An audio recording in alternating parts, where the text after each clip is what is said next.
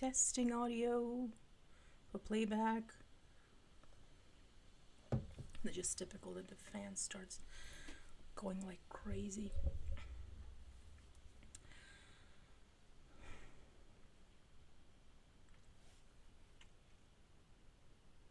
Okay, guys, I am live on Twitch right now.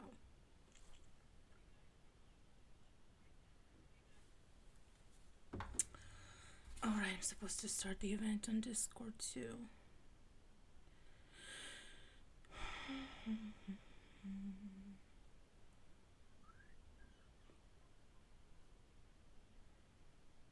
No.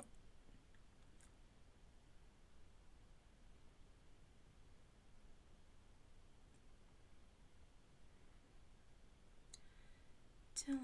Okay, I'm not gonna sing.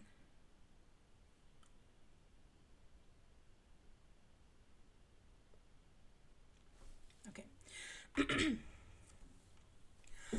Hello and welcome to take 2 of the live stream of Buffy / X-Files fanfiction read. I am your host, Dinara, aka Alien Super Soldier, and if all goes well, if the sound will not let me down again, or anything else for that matter, this will be the basis for the next episode of the podcast. I don't know if I will be able to read the entire story, all 3 parts, in one sitting. And if I do, maybe the podcast episode will be too long anyway. But we'll just have to wait and see how it goes. And I just want to apologize in advance if there are some sounds, some noise that I cannot control. It's, you live in a house full of people, and I have some neighbors, and it's a Saturday night, so there may be some more noise than on a usual on a usual school night, so to speak. So what we're going to do tonight is hello, Mango King TV. It's good to see you again. Hi, how are you doing tonight? So what we're going to do is we're going to read the story again. So I just have to ask you, how is the sound right now? Is it better than last time? Because I checked the sound many times today. The sound is good. Okay, well, that's good. Just let me know in the chat once, if there are any problems with the sound. You briefly tuned in yesterday. Yes, yesterday I made an announcement on Twitch that I was doing this live reading.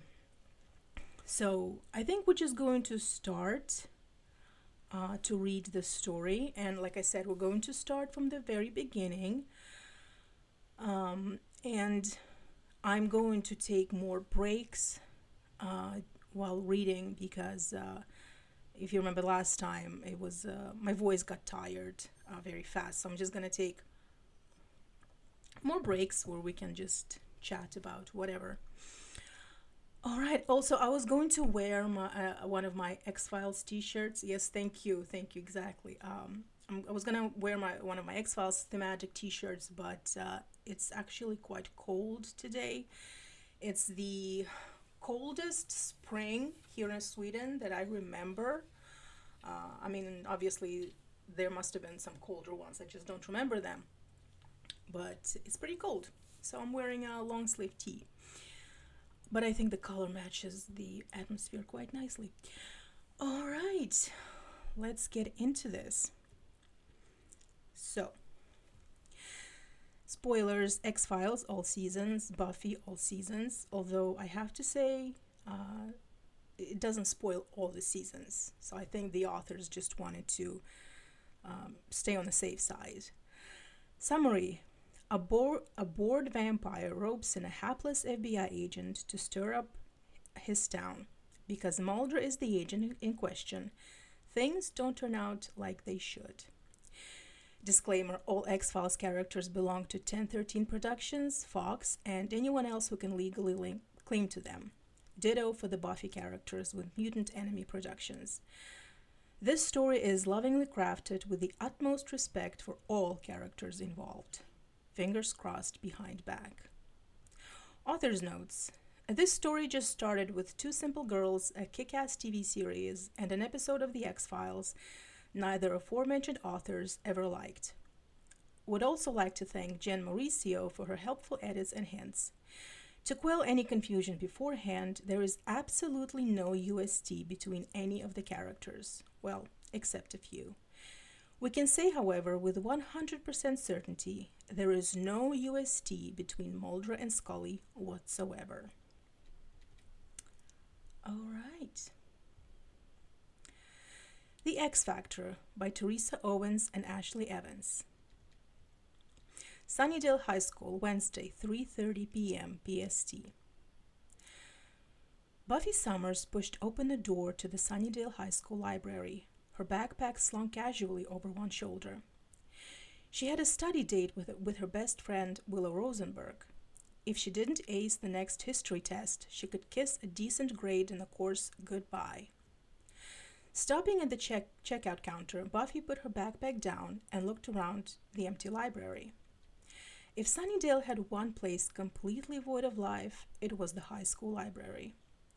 The library had probably seen more use in the last few years than since the high school was built.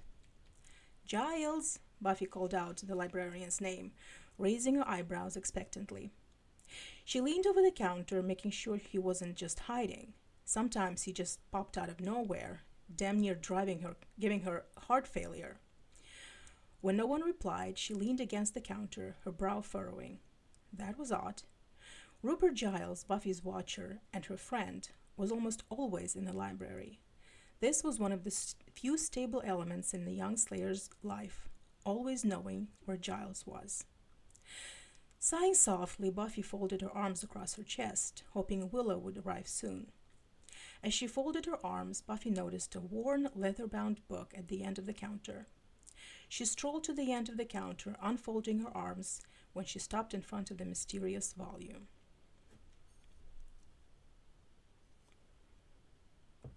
I hope the sound is still good. "What's this?" she mumbled as she lightly ran her fingers over the chipped gold title embossed on the cover of the book. She flipped it open carefully so as not to damage the fragile pages inside. Her face crinkled at the stench of mildew wafting up from the leaves of the yellowed paper. The pages were rough to the touch. With each page that she turned, the smell of mildew intensified. The words that neatly lined the aged paper resembled English, but strange punctuation, capitalization, and the unfamiliar spellings of the vaguely familiar words suggested otherwise. "Is this even a language?" she asked aloud, leaning over to study the words on the page. Convinced she had the book upside down, she spun it around, then tilted her head to the side. No, that hadn't solved the mystery. It was still unreadable. Buffy jumped as the doors to the library burst open and a bright, cheery Willow bustled in. Willow sighed as she ran a hand through her shoulder-length hair, brushing it out of her face. "Sorry I'm late, Buffy," she said breathlessly, apologizing, heaving her book back so it would stay on her shoulder. "I was tied up with Oz." Buffy swallowed, still shaken by the way Willow had burst into the library. She couldn't help but notice the way Willow was staring at her trembling hands. "Hi," Buffy quickly said, clasping her hands tighter together. She glanced over at the open book on the counter, then back to Willow, whose face was showing definite concern. She rubbed her hands together, not completely sure why she'd been jumping all day. "I don't mind, Willow. You and Oz haven't seen much of each other lately because of all the extra tutoring." She laughed stiffly, then quickly flipped the book on the counter shut. Willow took a few steps closer to Buffy, her eyes flicking from her friend's face to her fidgeting hands. She'd rarely seen Buffy this uneasy. "Are you all right?" she finally asked. "I'm fine," Buffy replied brightly, tossing up her hands as if she hadn't a care in the world. She knew her act wasn't fooling Willow. She grabbed a book bag and headed for one of the tables. Still, she kept up her happy act. I'm just fine, Willow. Come on, I have a lot of questions to go over concerning the reconstruction of Europe after World War One. Willow's head tilted to the left, a bewildered expression on her face as she watched Buffy move to the table. Buffy, are you sure you're okay? She asked as she approached the table. She looked down at Buffy, who was deliberately avoiding eye contact with her. Nothing's bothering you? Nope, not a thing, Buffy said, shaking her head while she unzipped her book bag. She raised her eyes to Willow. What makes you think something's wrong? She pulled her history book and notebook out of her bag, flashing a quick smile at Willow. Because of this, Willow replied, holding up her hands and fidgeting in an exaggerated manner. You're edgy. Willow set her bag on the table and sat down in a chair across the table from Buffy. You're never like this. Not without a good reason. Her eyes lit up for a moment. Are we in for another battle with a monster? I mean, one so evil that only the fast wit and wisdom of Buffy and her friends can save the entire human race? A shy smile spread across her pretty face. Buffy couldn't get over how Willow could be so cheerful at the thought of such dire circumstances. It was just a part of Willow's charm. Still, she couldn't help but smile at Willow after that remark. No, nothing's wrong, Willow, she replied. She paused and looked down. That's what has me totally puzzled, actually. Okay, I'm gonna take a little break because now it's getting hot in here. Okay.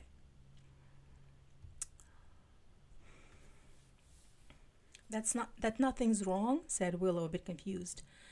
But wouldn't this be considered a good thing, to be rejoiced over and savored? She leaned forward, resting her elbows on the table. I mean, it's pretty rare that we're not in some kind of danger, Buffy. Buffy nodded as she looked to Willow. You're right, she said. But in this town, quiet is something I've come to fear. She leaned back in her chair, her eyes never leaving Willow's. I haven't seen one vampire out for a midnight snack in the last 4 nights. Willow shrugged slightly. There have been quiet spells before, Buffy, she replied. Buffy folded her arms across her chest and looked away from Willow. Yeah, but not not like this, Willow. She sat up as she met her best friend's gaze. Even the undead scene is, well, dead. Which is rather odd, Giles added in that familiar British accent of his. Okay, I'm just gonna apologize in advance for my very poor attempts at doing a Giles accent and a later down the road Spike accent. So just to get that out of the way. Which is rather odd, Giles added in that familiar British accent of his.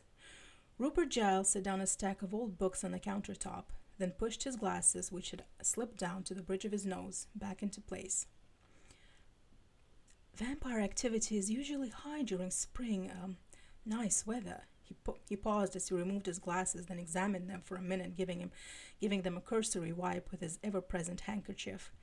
It's due to its, oh yes, he stumbled over the words as he placed his glasses back on his face. A lot more people out at night.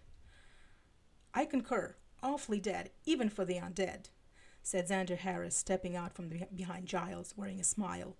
No vampires means no slaying. No slaying means more time to party.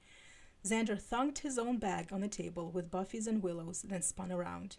He leaned over to Buffy. Quite frankly, I don't see what the problem is, Buff. Now you can have that life you've always dreamed of having. He flopped down on a chair next to her. Unfortunately, this Slayer gig has eliminated all possibility of that dream being realized, Xander, Buffy told him. Just roll of the dice. Some of us are destined to be prom queens, others vampire slayers. Xander considered her words, then nodded. I suppose you're right, he said. How would that look in the yearbook? Buffy Summers, prom queen. Then right above the caption, a photo of you in a dress and a tiara, with a bouquet of flowers in one hand and a stake in the other? He used Buffy's history book as the bouquet in his right hand and her pencil as the stake in the other. He smiled sweetly at her. Buffy looked at him, not at all amused by his pantomime routine. Xander, tell me again, why are you here? Why, indeed. Xander's smile disappeared as he set the book down on the table. Actually, he just wanted to see Buffy and Willow, and never before had he needed a reason to be in the library with them. He drummed his fingers on her history book, then his eyes brightened as he looked to her. I wanted to help you study for the history test tomorrow, he replied. You, Willow blurted, unable to keep the surprise out of her voice. Xander, you're barely passing history yourself, she declared. Yeah, I know, Xander said, pointing a finger at Willow. He paused, trying to think of a good response. But I am passing, he added as he lowered his finger, ignoring the look Willow gave him. I figured I could teach our dear Buffy some of my skills on how to successfully skim through classes.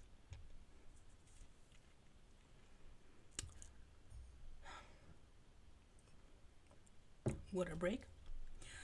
Well, Giles interrupted as he thumbed through one of the books he'd logged in. History tests and class skimming aside, I believe Buffy is right about the decrease in vampire activity. He looked over at them.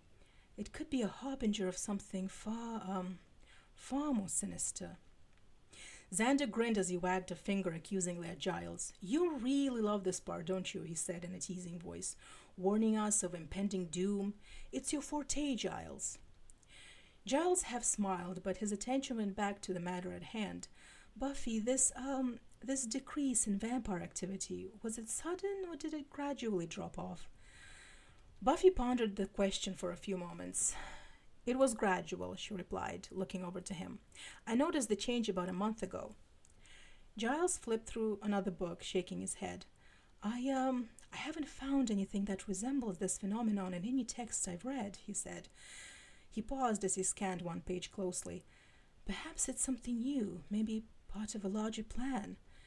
Buffy slowly shook her head as she mulled over Giles' suggestion. No, I don't think it is, Giles, she replied. I know this is going to sound totally crazy, but it's almost like they're afraid to come out anymore. Xander half raised his hand. Once he had their attention, he lowered it and then said, Not for nothing, but maybe it's because you're the Slayer. You live here and it's your duty to destroy them? Just maybe? That's never stopped them before, Willow replied. She glanced over to Buffy. Not that I'm saying you don't do your thing well, Buffy. It's well, you're just...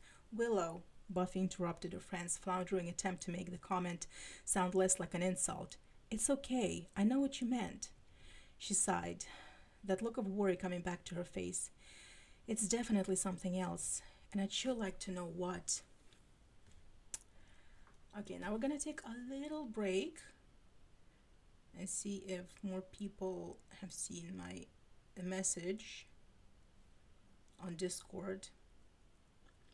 By the way, join our Discord. And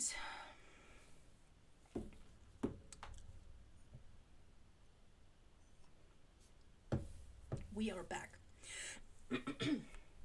An abandoned mansion, outskirts of Sunnydale, Wednesday, 10 p.m. PST.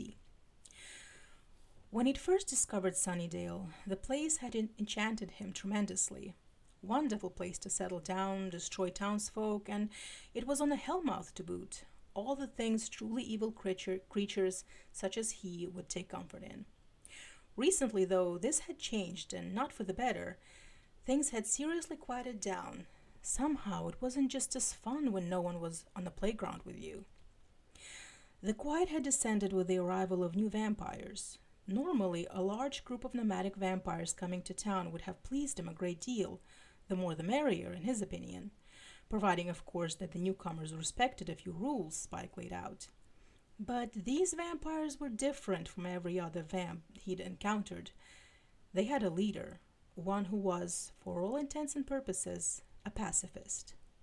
Spike shuddered. A band of peaceful vampires. Bloody hell! It went against everything he held dear about being undead. Aside from questioning how in the hell they had continued to exist, he thought of all those wasted vampiric talents and tendencies irritated him to no end. A whole group of these pansies running around doing absolutely nothing. Somehow they had managed to convince a good number of the other vampires in town to tone it down as well.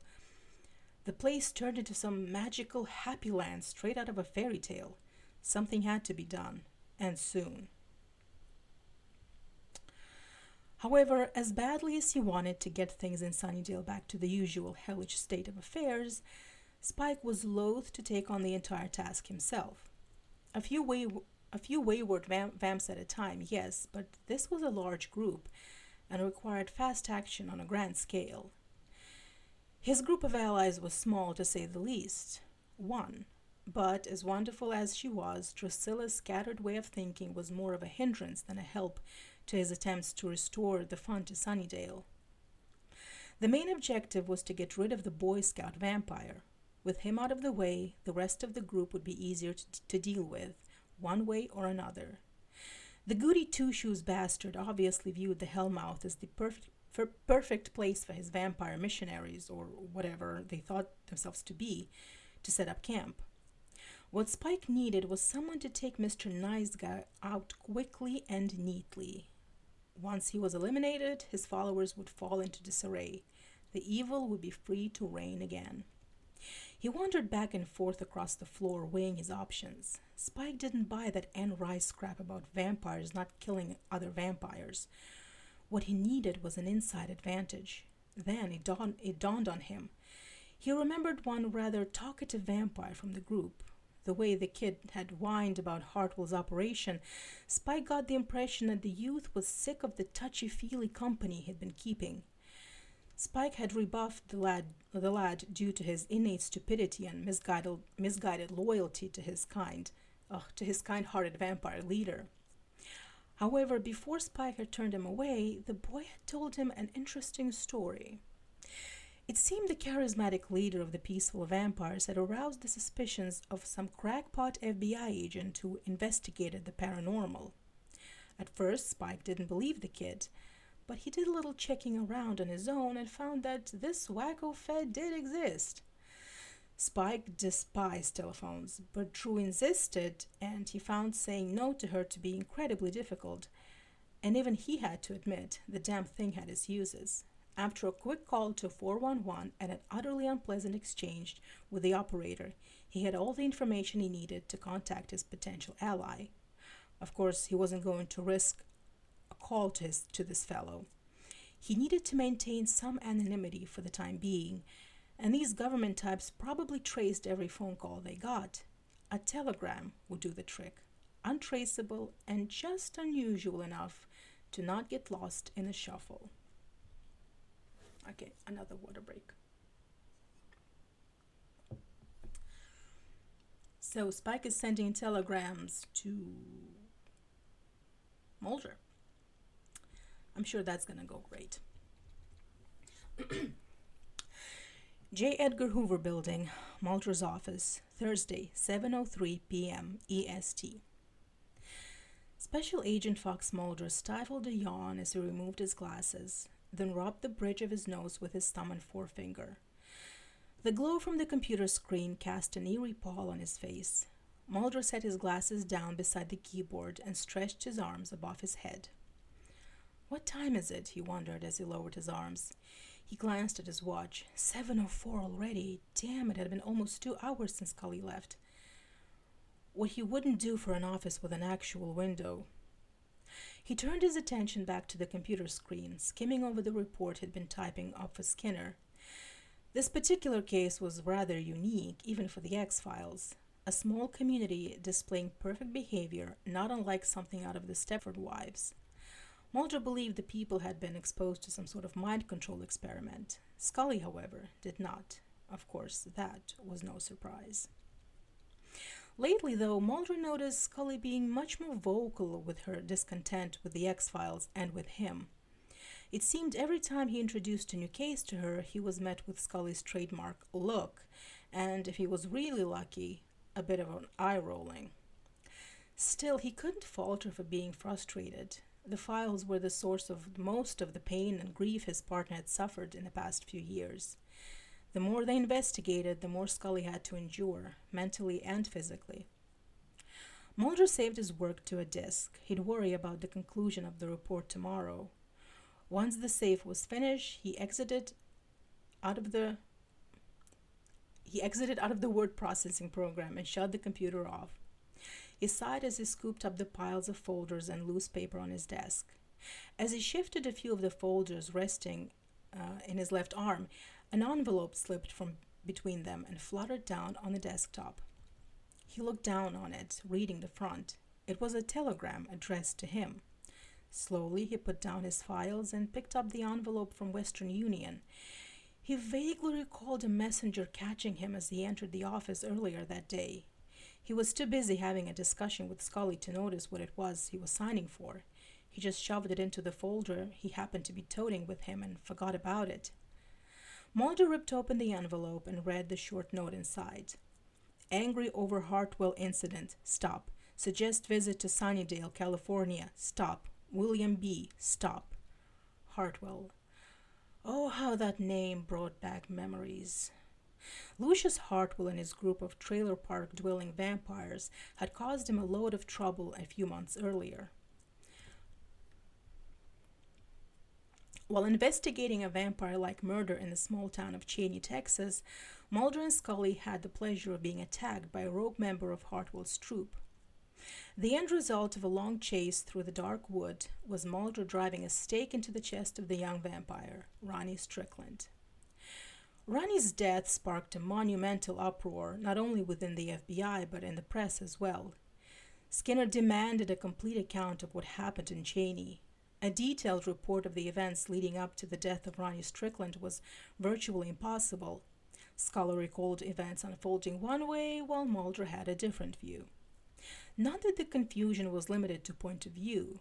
Heavy drugs were involved for both agents. No illegal narcotics, but significant doses of chloral hydrate. To add insult to injury, the family of Ronnie Strickland had filed suit against Mulder, Scully, and the FBI to the tune of $446 million. Soon, thanks to a careless morgue attendant unfamiliar with the methodology of killing vampires, Ronnie Strickland rose again, escaped the morgue, and ran back to Cheney.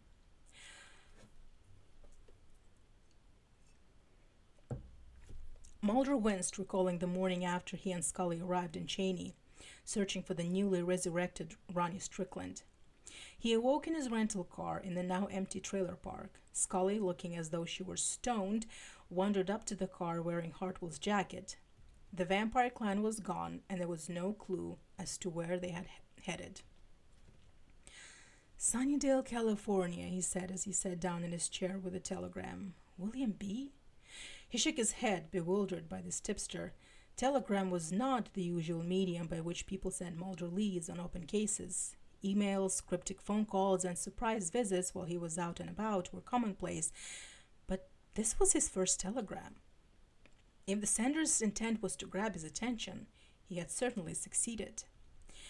He debated over contacting Western Union, but they probably wouldn't be able to give him any more information on who sent it. Throwing his official FBI weight around people like that never went over well. If he pissed Western Union off, it'd probably leak out to other services like UPS and the regular mail. He'd never see another copy of Celebrity Skin arrive at his door again. Leaning back in his chair, Mulder lowered the telegram and let out a long breath. Why would vampires relocate to California, of all places? And why some pissant town named Sunnydale? One would think they'd head for a big city like Los Angeles or San Francisco. There were plenty of weirdos in those cities to get lost among. Mulder picked up his glasses and put them back on as he waited for his computer to reboot. Opening his web browser and calling up a search engine, he ran a search on Sunnydale, California. Okay, since there is no note about it in chat, I'm guessing the sound is working well. Fingers crossed. Mulder's office, Friday, 9 a.m. EST. Dana Scully entered the office, pulling off her trench coat and closing the door behind her in one fluid motion. She hung her coat on the rack, noticing Mulder's coat was already there. Usually Mulder wasn't in the office this early unless... Scully! Mulder practically shouted as he walked in from the small room adjoining the office. He was wearing the same clothes he had on the day before. He was slightly wrinkled, but still somewhat presentable. I'm glad you're finally here. Scully took a few steps towards Mulder, a curious expression on her face. Mulder, are you okay? She asked after a moment. Mulder put the book he'd carried into the office onto his desk, then looked at his partner. I'm just fine. Why do you ask? He sat down and started flipping through the book, occasionally sipping hot coffee from the mug sitting on his desk. You're just so perky, she replied slowly from her spot in front of his desk. She raised her eyebrows slightly when Mulder looked up to her. Have you been here all night? She asked. She watched him take another drink of his coffee. Have you slept at all? Oh, yeah, sure, Mulder replied, then waved a dismissive hand at her. I caught about an hour last night. I hadn't meant to. I was doing a search through a German university library, and I fell asleep while the browser was still working. He took another swig of his coffee. But unfortunately, my inactivity after the search was finished caused me to lose my connection before I could print anything out. I had to do it all over again. He whipped a printout from his stacks of books and papers, then held it up to Scully. Here, read this. It's absolutely fascinating. Scully took the printout, but her eyes never left her partner. She watched him finish off his coffee, then head over to the machine for more. Mulder? She asked as he poured himself another cup. Exactly how much coffee have you consumed in the last 12 hours? Mulder glanced over his shoulder at her as he poured out his coffee. Oh, not much, he replied with a shrug. When the cup was full, he started to gulp it down. I see, Scully said, folding her arms across her chest. And exactly how much is not much? Mulder finished off the coffee cup, then replied, about 5 or 6 pots, give or take. He began to pour himself another, but paused and looked back to her. Oh, I'm sorry. Did you want any, Scully? He asked as he raised up the pot of steaming black coffee. No, thanks, she replied. Mulder shrugged, then finished pouring. He motioned to the paper in her hands as he passed her on the way back to his desk. You haven't even looked at what I found, Scully, he said and sat down. You may find it interesting, considering your religious upbringing. He chuckled a little at his comment.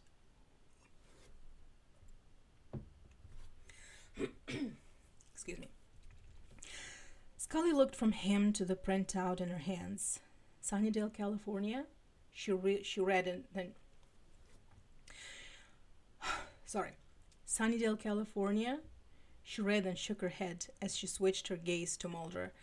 The only California that means anything to me is Hotel California, Mulder. Read on, Mulder said, continuing to flip through his book. Sunnydale, California is a small town, but it has an interesting attributes. He stopped flipping through his book while Scully looked over the printout. According to my research, the area where this town is located is like a G-spot for mystical forces. Has been for some time. Take a look at the rap sheet on that place. Unexplained murders and disappearances have occurred there for ages, but have been on a steady rise over the last 60 years.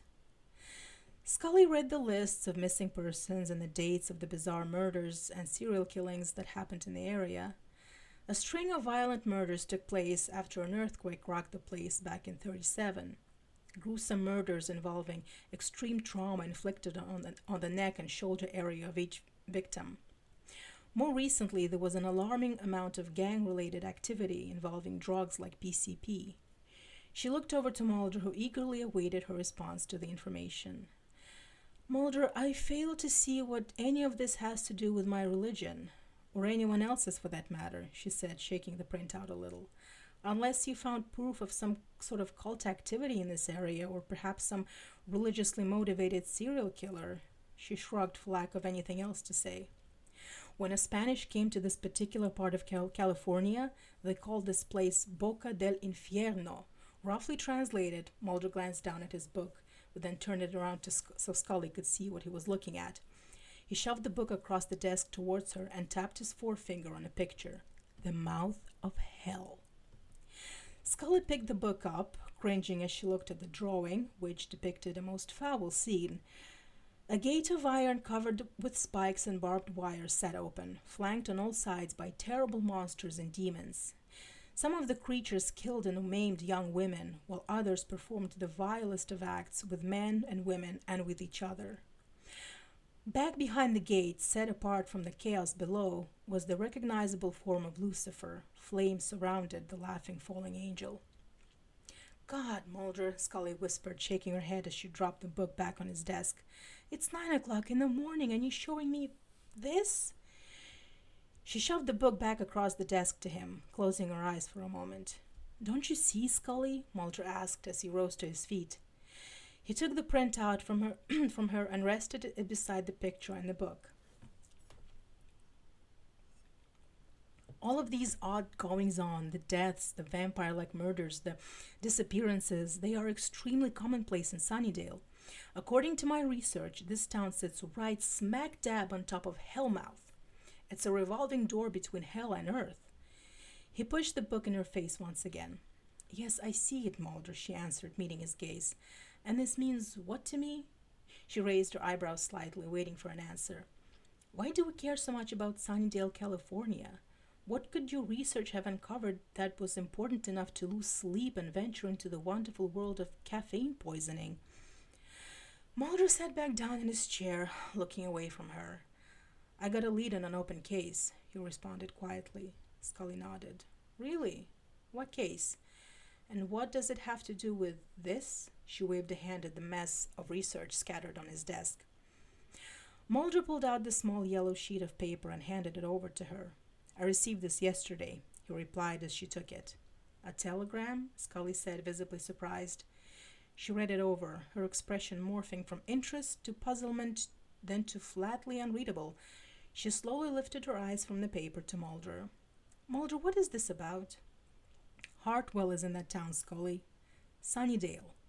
He looked down at his book. If it truly is a magnet for everything paranormal, as I imagine it is, that town must be a haven for creatures like him. Scully didn't even attempt to hide her disgust with this statement. She let out a frustrated breath and rolled her eyes. Mulder, this is a telegram signed by, she glanced at the paper, someone calling themselves William B. You're taking this seriously? How do you know it isn't some bored weirdo trying to create trouble? He opened his mouth to respond, but she kept going. That's right, you don't. I've looked into this place, Scully, he said as he rose up to his feet. This town recently hired a new deputy sheriff, Lucius Hartwell. He only works night shift. He gave her an I told you so look. He's been working the town for a month. And if he's there, then the rest of those vampires have to be there with him. He's their center. And you're going to Sunnydale to what? She asked. To harass Hartwell? To stir up trouble in this town full of innocent, unsuspecting people? And why? Because some person, she waved the telegram around, sent you a telegram. He is there, Scully, Mulder snapped, snatching the paper from her hands. And he's harboring a murder suspect. He's just as guilty as Ronnie Strickland, just because you have a crush on him. I what? Scully exclaimed, her eyes widening. She blinked a few times. I do not now, nor have I ever had a crush on Lucius Hartwell. And this William B., whoever he is, obviously has a personal beef with Hartwell. Just read the note. She pointed to the paper in his hands. He wants you to come out there and disrupt a quiet little town. She lowered her voice, muttering, No doubt your reputation stretches far and wide, especially concerning this case. Mulder's expression filled with amusement after that comment. It doesn't matter what this guy has against Hartwell, Scully. Hartwell is sheltering Ronnie Strickland. Even you can't deny he's breaking the law, even if he isn't terrorizing the Sunnydale community. Scully let out a sigh as she rubbed her temples with her fingers. After a moment, she dropped her hands to her sides. Yes, Mulder, she said softly, you are right, but for the last time, they were not vampires, because vampires don't exist, he said along with her in a bored tone, nodding. I know your position on the existence of the undead. He smiled a little as he gathered up all of his work. Pack your shades and suntan lotion, Scully, 'cause California, here we come. Scully closed her eyes, wishing she hadn't let her partner corner her into this one. Okay, water break. So as I was saying, excuse me, as I was saying during the last stream, this is a better Buffy story than X-Files story. And you'll see why later.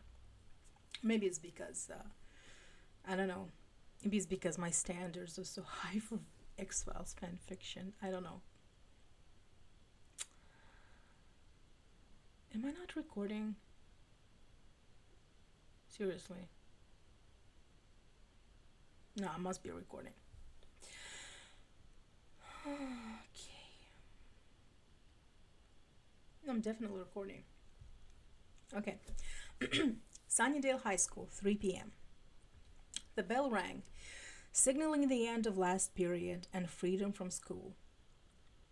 Buffy left her history class, her head held high and a bright smile on her face. She made her way to her locker where Willow awaited her. So, Willow said anxiously as she watched Buffy spin the dial on her locker. But Buffy smiled even wider, looking to her left as Xander joined them in a hall. She pulled out her books then she'd need over the weekend, dropping them into her bag. I aced it, she confidently replied. I totally aced that history test, thanks to you, Willow. She slung her book back over her shoulder and kicked her locker shut. A cheat sheet, huh? Xander knowingly said as the three of them walked down the hall together. He laughed weakly when both Willow and Buffy turned to glare at him. Kidding, he declared, tossing up his hands. Really, I'm glad you did well, Buffy. It was amazing, Buffy explained as they moved through the crowded halls. I took one look at that test and had this good feeling rush over me. If you hadn't spent so much time helping me study, Willow... She paused, trying to think of something. Well, let's just say I wouldn't be in such a good mood right now. You did the real work, Willow replied, semi-blushing from all the praise her friend lavished on her. She shrugged. I only guided you. I owe you my passing grade, Obi-Wan, Buffy said to Willow, then smiled once more.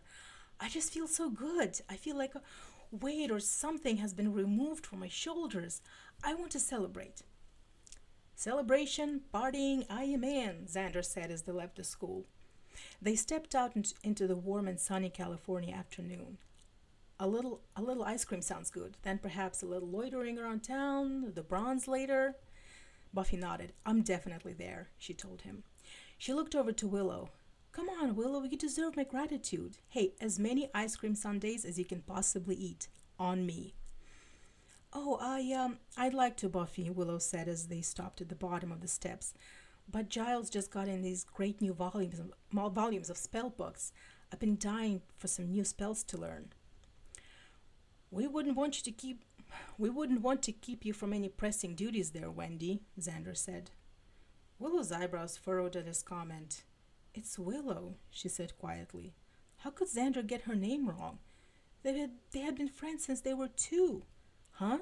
Xander looked over to her. He noticed the curious way she stared back. What is it? Well, it's... You called me Wendy, and it's not Wendy, she replied. She saw the puzzled looks on Buffy's and Xander's faces, then she sighed. You know my name, she added in a low voice, color creeping across her cheeks. Xander, still staring at her with a bewildered expression, said, If anyone else has no idea what Willow is talking about, please raise your hand. He raised his hand and glanced over at Buffy, who just shrugged. Well, I'm gonna go, Willow told him as she shifted her book bag to her other shoulder. I have some other, stuff to do, too. She looked from Buffy to Xander, then lowered her eyes as she walked away from them. What's with her? Xander asked as he watched Willow walk away.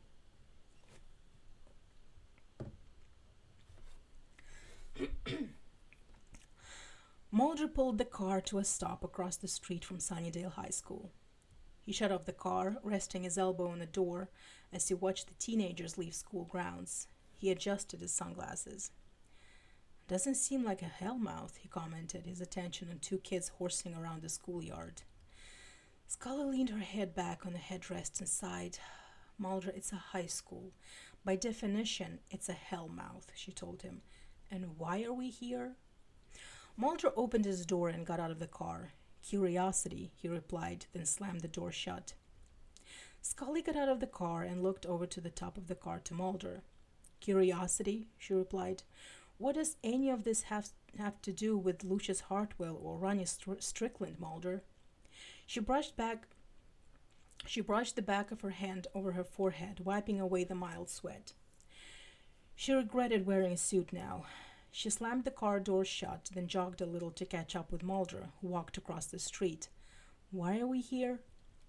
Mulder stopped on the sidewalk, watching the kids pass by him. Scully, 25 people have either died or have been found dead on school property in the last 3 years. You don't find that the least bit interesting? The way schools are nowadays, Mulder, 25 is low, Scully replied. She started to walk but slammed right into someone. Oof! Oh, I'm sorry, excuse me, Willow exclaimed. She brushed her hair out of her face, then bent over to pick up her book bag, which sat at Scully's feet. I'm so sorry, I wasn't watching where I was going. She straightened her book bag in her hands. Are you okay? Scully asked, gently placing a hand on Willow's shoulder to steady the girl. We hit pretty hard. She smiled a little when Willow finally raised her eyes to look at her. Sure you're all right? Oh, yes, Willow replied, nodding. I'm fine. I'm sorry. I was looking for this. She held up a tattered notebook. In my bag. She stuffed the notebook back in her bag. Are you okay? I'm fine, Scully assured Willow, letting her hand drop from the girl's shoulder. I wasn't watching where I was going either. Willow looked from Scully over to Mulder, realizing these were strangers to Sunnydale. You two aren't from around here, she said. Mulder put out his badge and showed it to Willow. We're FBI agents from D.C., he told her. I'm Fox Mulder, and this is my partner, Dana Scully. He flipped his badge while it closed and returned it to his jacket pocket. And you are? Me? Willow said, motioning to herself. I'm Willow Rosenberg. She studied both of these agents for another moment. What is the FBI doing here in Sunnydale?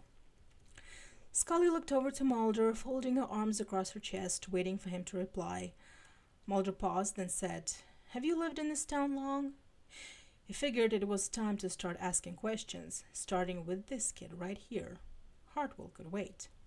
All my life, Willow answered, her expression becoming slightly puzzled with Mulder. Have you noticed a lot of strange things going on in this town? He continued, trying to sound official and not rabidly curious. You know, anything paranormal? Willow glanced over to Scully. She could tell the lady agent wasn't too thrilled with the questions Mulder asked either. Paranormal? She repeated. She'd seen plenty of things that could be classified as paranormal, but why did he want to know? Mulder sighed, tiring of this girl. Don't you find it odd that 25 people have died or have been found dead on school property in the last 3 years? He asked. Before she could answer, he continued on, most of which are bizarre in nature and greatly unexplained. You're here because of 25 murders in 3 years' time, Agent Mulder? Willow replied, her eyebrows arching. That was weird. She always thought the FBI went for kidnappings and major stuff like that, not 25 unexplained and bizarre deaths in some little old town. Mulder nodded. To an extent, yes. Shouldn't you be in Detroit or New York City or someplace where that sort of thing is a real problem? Willow asked. I mean, I don't know much, but 25 murders in 3 years, given the population of this town, is more than reasonably low. This time Scully's eyebrows arched as she looked from Willow to Mulder. She has an excellent point, Mulder, she told him. She looked back to Willow, rather impressed by the girl's reply. Willow watched the two agents exchange their looks. This wasn't good. One of them had an interest in the odd happenings in Sunnydale, while the other, she definitely did not. Willow cleared her throat. Hey, I have to be going, she said, gaining Mulder's and Scully's attention. I have some place to be. She walked away from the two agents, but stayed within earshot. She had to know what these two were doing in Sunnydale, to keep them from possibly getting killed. Mulder, this is insane, Scully said, shading her eyes from the afternoon sun as she looked at him. You told me we were here to find Ronnie Strickland and Lucius Hartwell, but we're not, are we? Sheriff Hartwell? Willow thought, her head raising up. She'd been sitting on the concrete steps, pretending to be interested in what was in her notebook. What would the FBI want with a nice guy like Hartwell? Sure, the guy was a vampire, but not dangerous. Buffy sure didn't seem concerned about him. If Buffy had a concern, especially where vampires were the issue, then it was time to worry. And who was Ronnie Strickland? She shook her head and continued to listen. We are, Scully, Mulder replied. He saw the look on her face. She didn't believe one word coming out of his mouth. Look, Hartwell won't be going anywhere. This place is too valuable for him to just gather up the fam and run. He'll fight for his stake on his town. Oh, Mulder, Scully sighed, rolling her eyes slightly as her hand dropped to her side. You are unbelievable sometimes, you know that? What? This place is a gold mine. It could open up a whole new section in the X-Files. Mysteries of the Hellmouth. They knew about the Hellmouth? Willow thought, a panic spreading over her. She glanced over her shoulder at the two agents. Oh no. You're drawing this conclusion from a name the Spanish gave this place, Scully replied, waving a hand around, indicating the town. I'm sure years ago this place, as desolate and hot as it is, reminded them of hell. There are a million different explanations to Boca del Infierno, and you're taking the most literal one. If I dig into the history of this town, I could find ample official documentation on this place, which would support a logical explanation for this hellmouth business. But what about the murders? Mulder asked. You can't explain away the bizarre murders like the ones back in 37. He sighed, looking away from her. Look, Scully, he motioned to the kids. These people are just as oblivious to the power and danger of this place as you are. Oblivious? Scully repeated, raising her eyebrows at him. Rather surprised he chose that word. Mulder, exercising rational common sense can hardly be classified as oblivious. She gazed around the schoolyard. This town is just like any other. All places have their odd mysteries, their distinctive characteristics. And the rash of brutal vampire-like murders in 37? That's this town's historical quirk? He laughed slightly. There is only one explanation for those murders, Scully. Mulder, if you say vampires, I am getting in that car, driving to the airport, and ditching you for a change. Scully snapped in reply. She chuckled a little, shaking her head. I can't believe I'm having this conversation with you, here and now. Willow turned a little, watching Mulder and Scully. Mulder knew more about this place than any outsider should. He seemed gung-ho to prove all of his theories correct to Scully. That sort of thing only led to trouble. Scully, we're standing on an entrance to hell, Mulder told her, pointing to the ground. Doesn't this interest you at all? No, it doesn't, she said. She flatly replied, folding her arms across her chest. And I should have known you'd want to play around out here. I only agreed to this because you pointed out a murder suspect is possibly hiding out in this town. You neither want to find him nor the person who might be able to tell us where Ronnie Strickland is. But Scully, Mulder started. Look, Mulder, I really don't care what you believe this town is, what it sits on, or what sort of creatures gravitate towards it. That's not why we're here, Scully sharply interrupted. Her impatience with him had reached its peak. If you want to investigate that sort of thing, fine. If you don't care about finding Hartwell or Strickland, fine too. I, however, will not gallivant all over this town with you while you make an ass of yourself. Mulder blinked a few times, stunned by the ferocity in Scully's words. He'd never taken a verbal beating like that from her, well, not for some time anyway. He couldn't see what the big deal was, so they spent a few extra days. This is an important addition to the files, Scully, he finally responded. Our work. No, Mulder, not the files, she retorted. She pointed a finger at him. It's important to you. The files are our work, and this is not our work. You feel free to investigate it, but you can count me out. After a moment of silence, Mulder asked, Well, what will you do? I'll find something to do, Scully said, then sighed. Maybe I'll find the public library and do a little research of my own on this town. Okay, Mulder slowly replied. Have a ball. He pulled out the keys to the rental car and started across the street. Well, what are you doing? Scully called after him, her eyes dropping to her sides. Mulder! I'm doing my thing, Scully, he called back, then waved the keys.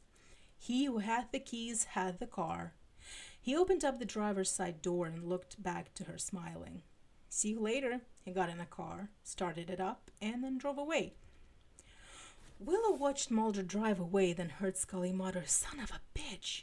She turned to see Scully standing there with a hand to her forehead. She felt sorry for Scully, being ditched so cruelly by a man who was supposed to be her partner, but she began to get an idea. Allowing Scully to roam about Sunnydale, so unbelieving of everything that was a real danger in that town, could prove disastrous. A vampire could pop up and munch on her while she wandered about Sunnydale at night, or any other monster that Hellmouth attracted for that matter. Besides, Willow was rather interested in talking to Scully. Scully let out a sigh, her hand falling to her side. God damn it, Mulder, she thought. When I find you, Agent Scully? Willow's voice interrupted Scully's thoughts. Okay, how was the sound? Tell me.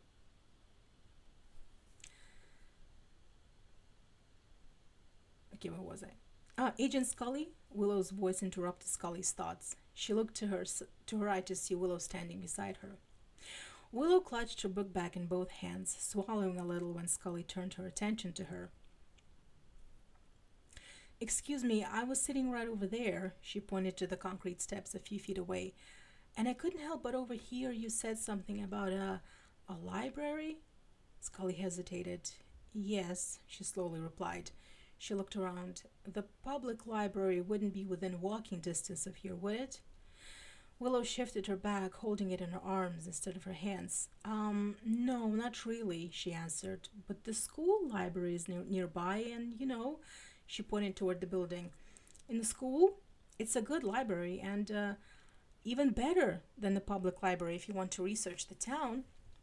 Scully sighed as she put a hand to her hip, then glanced around the almost empty schoolyard. Are you sure about this? She asked, looking over to Willow. That using the school library will be all right? Oh, sure, Willow assured her, nodding vigorously. I know the librarian, Mr. Giles, well. He won't mind. She could tell Scully was considering whether or not to go. Please, please, please, say yes, Willow begged in her mind. Scully brushed her hand over her forehead once again, wiping away sweat. What the hell, she figured. It was too hot to walk around, and there was a library close enough. All right, she said. She looked over to Willow again. As long as it's okay with the school, I really don't want to walk all over town, she said. She pointed to her feet, which sported a pair of black suede pumps. As Willow and Scully walked into the school together, Willow glanced at Scully a few times. She was happy Scully had decided to go to the school library. If the agent would be safe while in Sunnydale, the library with Giles was the best place. So, Willow said, breaking the uncomfortable silence, you're going to research the town history then? Scully nodded. Willow went on. Going to the school library is definitely the right move. Giles knows all the history of Sunnydale. Scully nodded, looking over to Willow. The young girl reminded her a little of herself. Of course, she was never as calm and collected as this Willow Rosenberg appeared, but the spark was there. Mr. Giles has lived here a long time? Scully asked. Oh, no, Willow replied, lowered her eyes to the floor, watching the linoleum pass under her feet. She raised her head up quickly as she said, but he makes it a point to know history, all kinds of things. Should prove useful, Scully said. Hopefully this Giles would have a better grip on reality than Mulder. Hell, he was a librarian in a high school. The guy was probably so level, normal, and dull he could put her to sleep. Here we are, Willow said as she pushed open the door to the library. I think you like Giles, Agent Scully, she added as they stepped inside. Buffy? Giles's voice said. He was nowhere in sight, but his voice originated from somewhere close by. I've been reading this old text, and this passage... Giles rose up from behind the counter, the tattered leather-bound book open in his hands. Oh, Willow, he said, when he pulled his nose out of the book. I thought you were... He trailed off when he noticed the strikingly beautiful redhead with Willow. He couldn't recall what he'd been saying. Giles? Willow asked as she approached the counter. She thunked her book bag down on it, causing him to blink and come back to the world. She raised a curious eyebrow. Who did you think I was? She saw Giles stared right past her, so she followed his gaze, which led right to Agent Scully. Giles blinked again, slowly turning his attention to Willow, who leaned forward on a counter. She rested her elbows on the counter and propped up her chin in one hand, her eyes twinkling a little. Oh, yes, he suddenly replied. I was hoping you were Buffy. This book I found is just fascinating. He flipped through the pages. Shutting the book, Giles cleared his throat and looked back to Scully. And who is this, Willow? Dana Scully, Scully supplied as she joined Willow at the counter. She extended her head over the counter to him, a pleasant smile on her face. I'm an agent with the FBI. Giles's eyes widened just a bit as he accepted Scully's hand. He lightly shook it, but he didn't let go. He glanced over to Willow, who grinned at him and nodded to his hand still clasped with Scully's. FBI, you say, he replied, letting go of Scully's hand as he switched his gaze to her. What interest do you have in Sunnydale, Agent Scully? It's not really my interest, Scully said, resting her hands on the counter. She found a smile still parked on her face. And I take it you're the Mr. Giles I heard about. She exchanged a look with Willow, who tried to hide her amusement with the whole scene. Giles stumbled over his words. He heard Willow stifle a snicker. Who? He finally managed to spit out. It then hit him what Scully had said. Oh, yes, that's me, all right. I'm Rupert. He paused, tapping a finger on the counter, trying to remember his last name. Giles! Yes, that was it. Scully tried to keep her smiling to a minimum. The librarian's stuttering was cute in a way.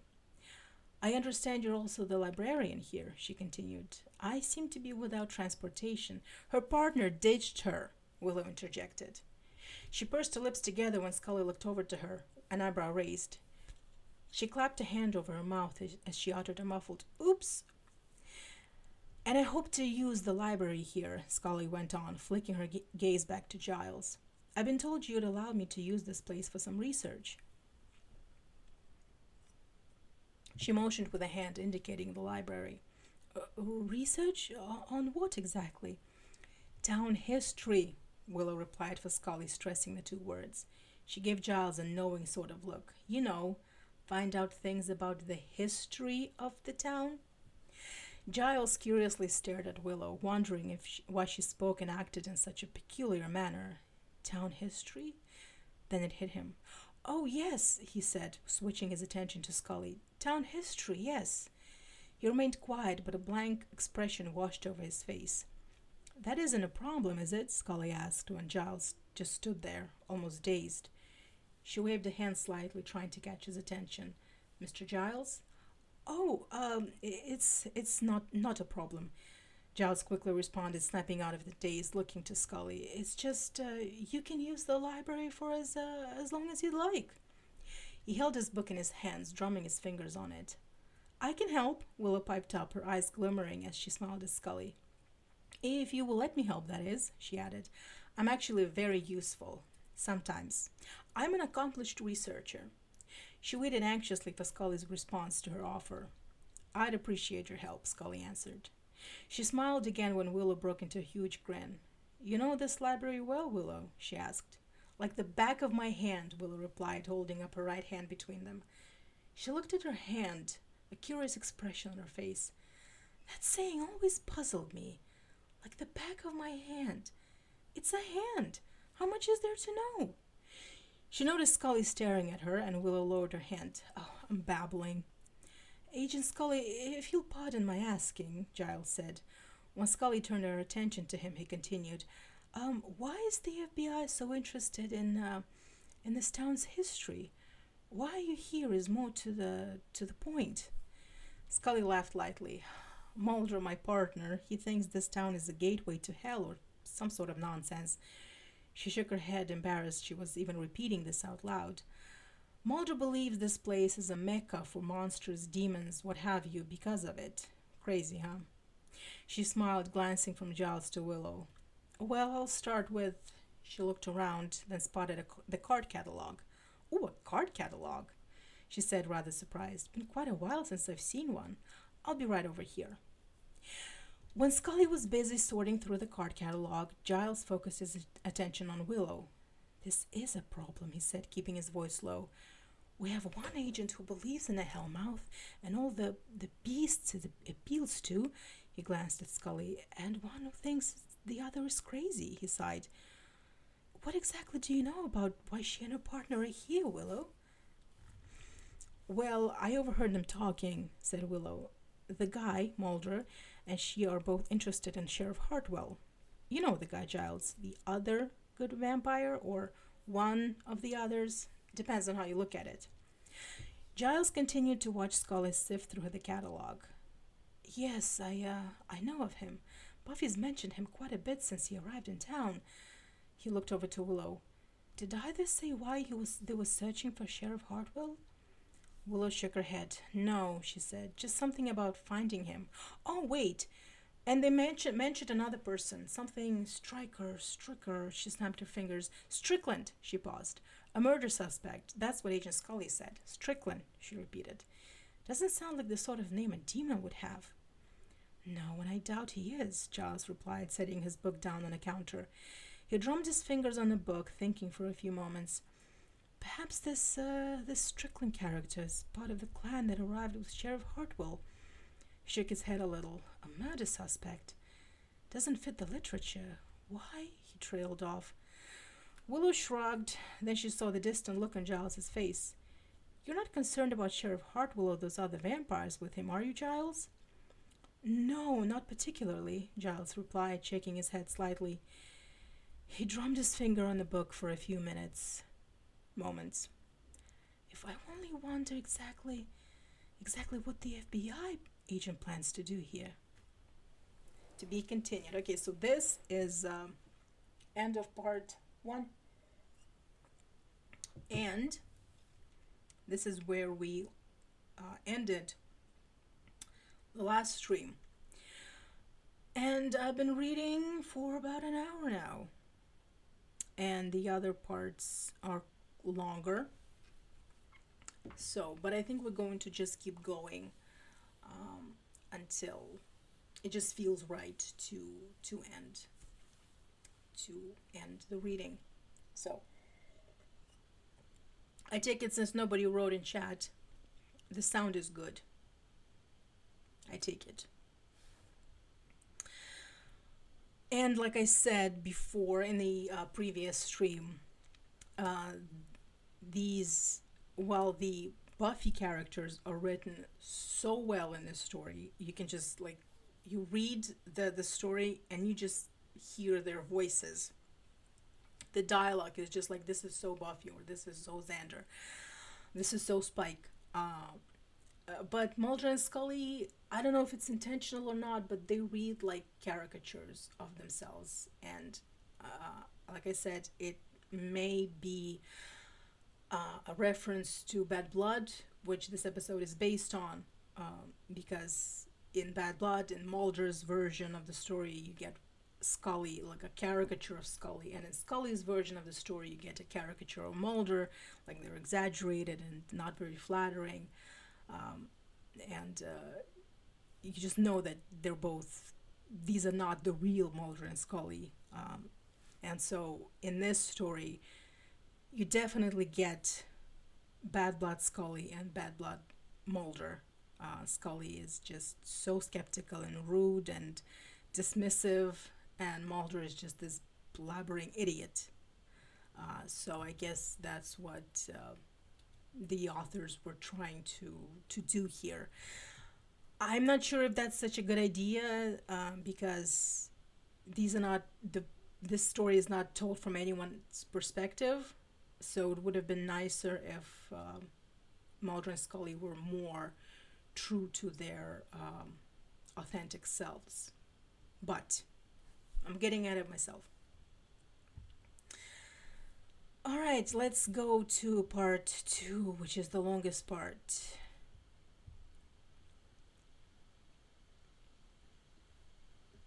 Okay. Downtown Sunnydale, 4:45 p.m. Mulder stepped out of the shop onto Main Street in downtown Sunnydale, all 2 city blocks worth of it.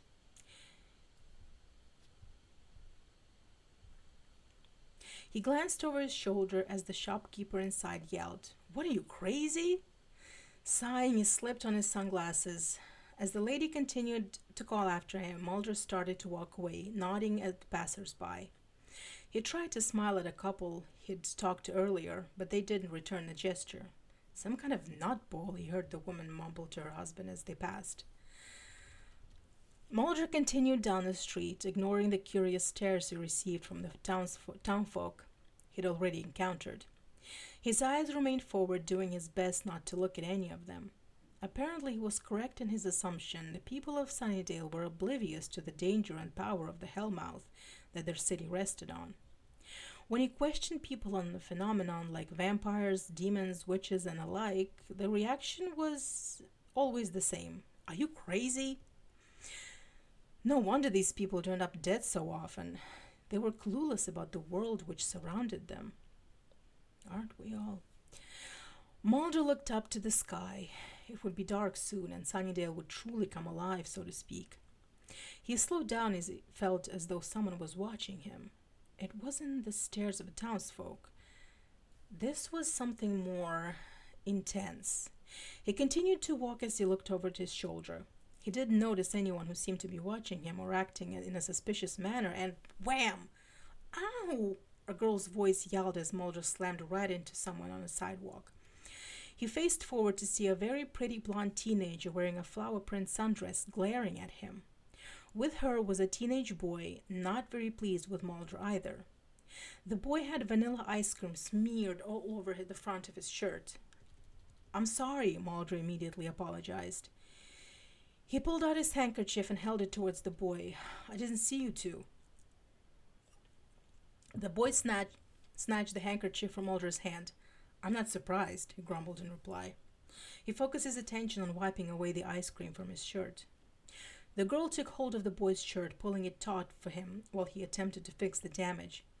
It helps if you're facing in the direction in which you're walking, she told Mulder. She looked over to him.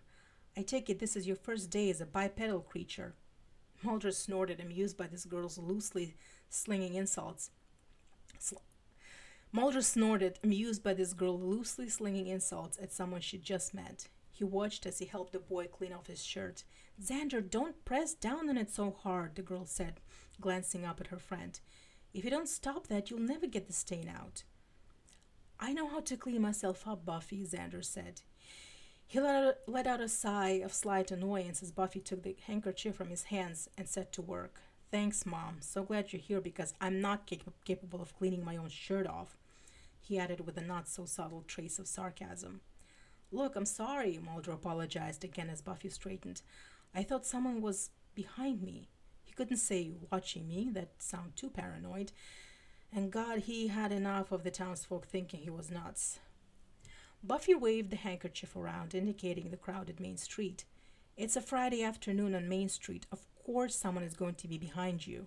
Her face scrunched up when she realized she was chastising a perfect stranger. Who are you, anyway? Mulder put out his ID and flipped it open. I'm Special Agent Fox Mulder with the FBI, he replied, making sure both of the kids saw the badge. Fox Mulder? Xander repeated, grabbing hold of the ID wallet. You're kidding, right? He scrutinized the ID and saw the name printed there, neat and all government-like. Fox Mulder. Okay, he slowly said, letting go of the ID. I guess you're not. FBI, Buffy said as Mulder put his ID away. What is the FBI doing here? Investigation, Mulder told her. That's what the I stands for. He smirked a little when the blonde gave him a dirty look. Who are the two of you? Are you students at the local high school?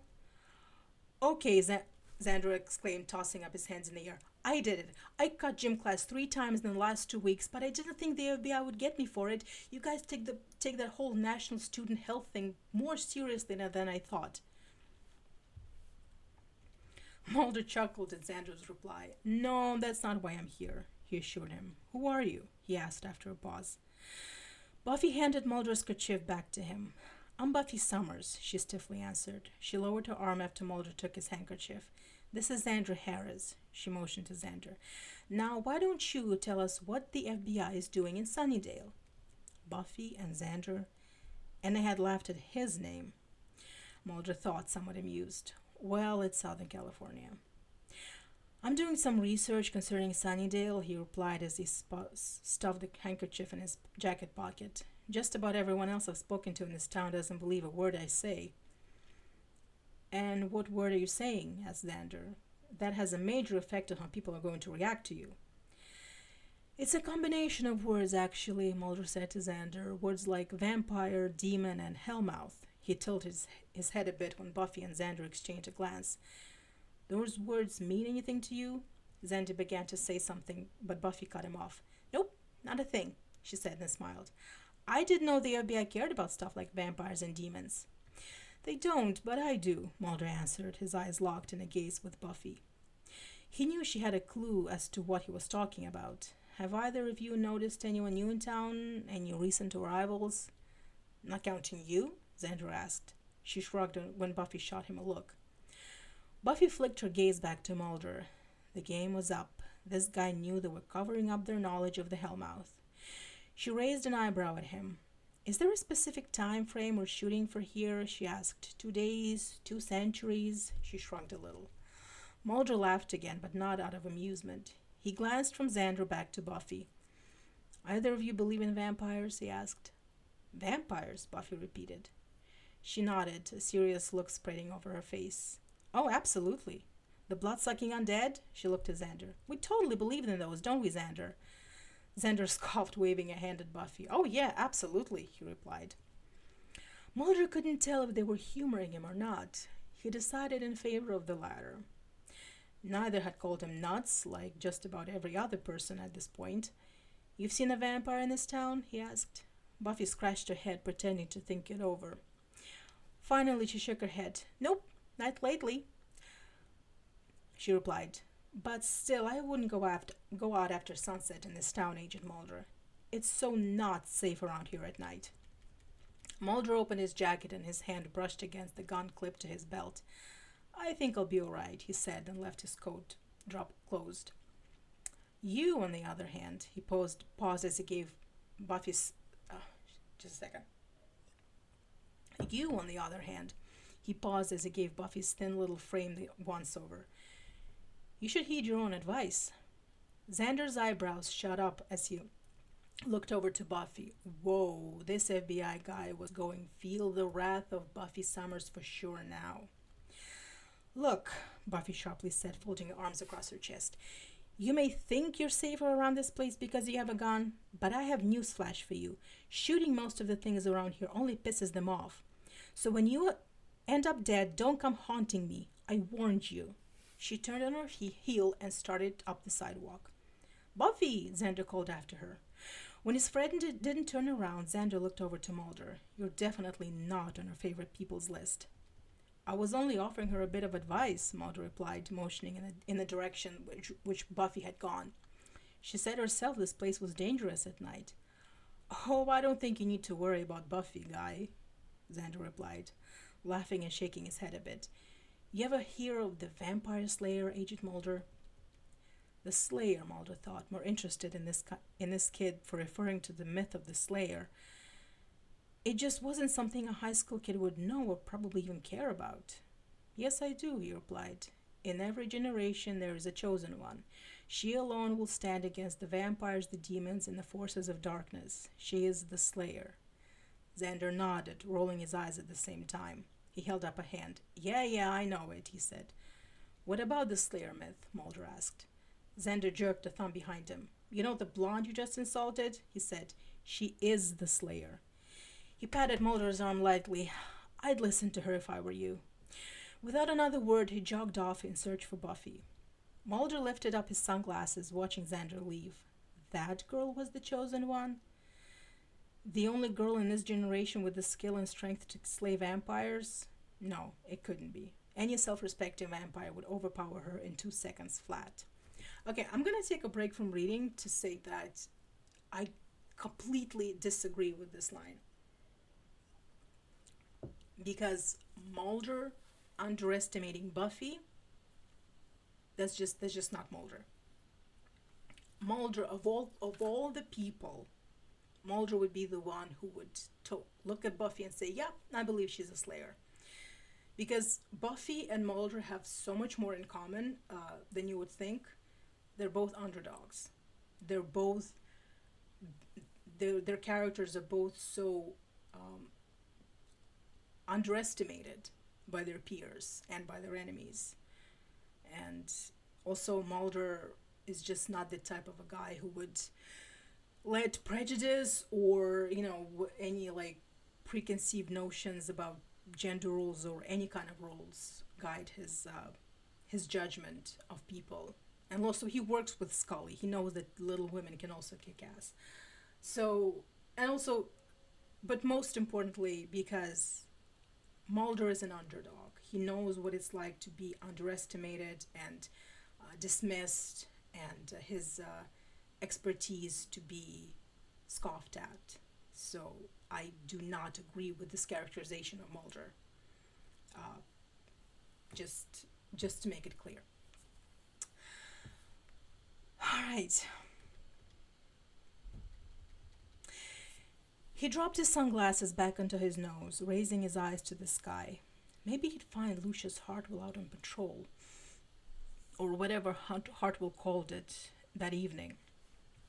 Mulder looked around the crowded street when he felt that tingle in the back of his neck, like someone was watching him. He shook off the chill then he continued on his way. He had more people to question before the sun went down. Standing under a shop awning, Ronnie Strickland, dressed in jeans, a long-sleeved shirt, and wearing a pair of sunglasses, kept a close eye on Fox Mulder. He grumbled a little and shook his head. What a dork, Ronnie thought. He leaned against the building, shoving his hands in his jeans pocket. This was one of the few perks to being an ancient vampire, the ability to walk in the sun. And here he wasted a perfectly good afternoon following Mulder around Sunnydale.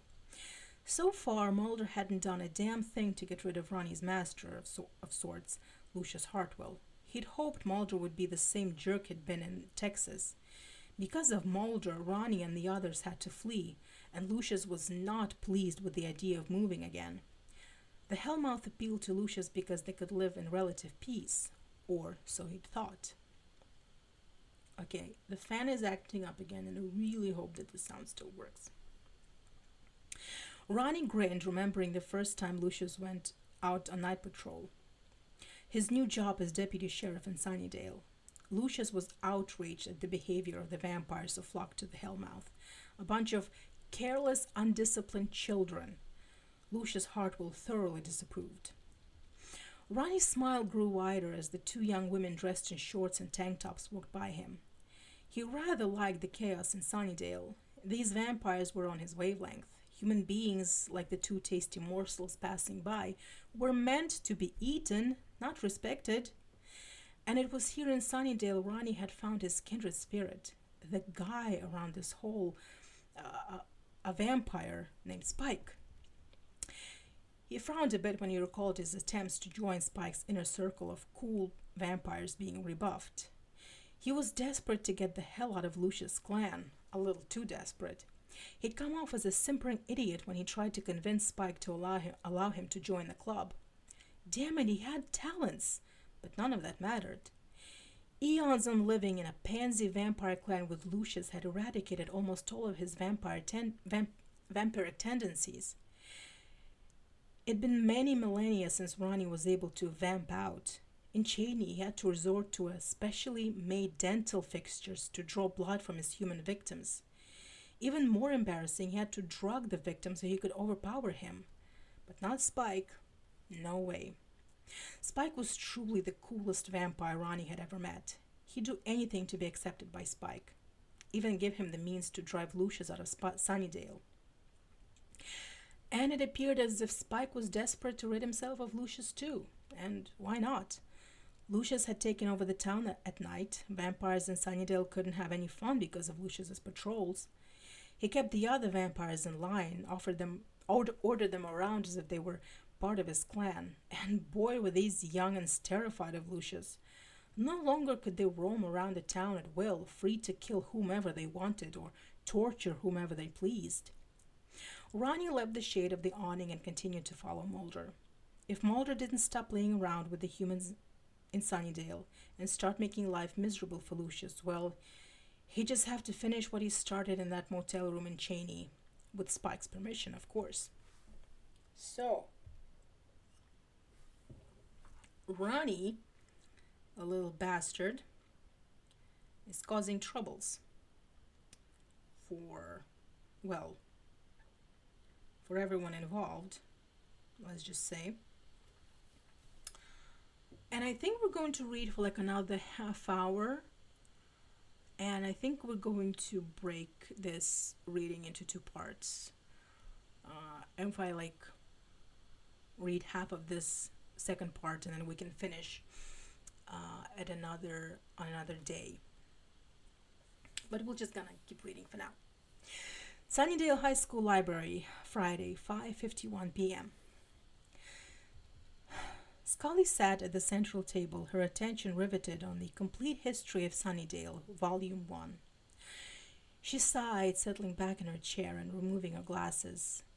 For the last hour or so, she had gone over just about every book and newspaper article she could find on Sunnydale, the journals of the Spanish who had settled the area first, as well as police documentation and on all of the 98 unsolved murders, missing persons reports, and more. In her professional opinion, Sunnydale was no different from any other town. If a high crime rate was indicative of something paranormal, Washington, D.C. could have been a much likelier hellmouth. How did Mulder form this hypothesis on the information she just reviewed? He would have found the exact same information she just read during his research. Sure, like Cheney, some of the murders in Sunnydale's colorful history were vampire-like. Someone looking for it would definitely find it. She'd seen some damn strange murders on the evening news, even stranger than the stuff that happened in Sunnydale, and the people who had committed those crimes were very much alive.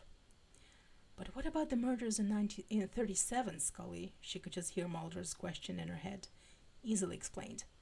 People reacted differently in disaster situations, like, say, after a horrific earthquake. Perhaps someone just used the chaos to his advantage while he committed his grisly murders. It wasn't uncommon.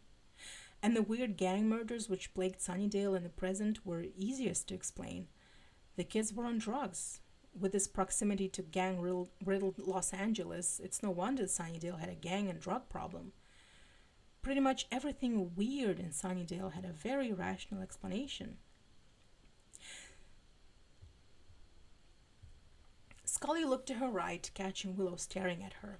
Scully smiled a little when Willow quickly turned her head, pretending to be lost in a ragged book lying on the table in front of her. "What are you reading?" Scully asked as she placed her glasses on the table. Willow raised her head slowly, then looked over to Scully. "Who, me?" she asked, pointing to herself. "Oh, it's nothing much, just an old—" She couldn't say a witchcraft book. An old book on something old." She pulled the spell book closer, almost protective-like. "And it's not an interesting subject. Well, not to someone like you, because you're in the FBI, and I don't really think you'd like a book on old stuff." She bit her lip and pulled the book even closer. "Did you find anything in the books and the articles?" Scully shrugged a bit, half nodding. Plenty of evidence proving Mulder's out of here on another wild goose chase. She picked up something she'd found in an old issues of the local paper. "I did, however, find this interesting." Willow scooted her chair closer to Scully as the agent pushed some computer printouts towards her. "What is it?" she asked, looking the pages over. "Obituaries," Scully answered as Willow studied each page closely. She sighed softly. "It tells a fascinating tale." Giles stepped out of from the rows of the library books, the tattered text in one hand and a neat, recently bound book in the other. He looked down upon Scully and Willow, who were both absorbed in various computer printouts.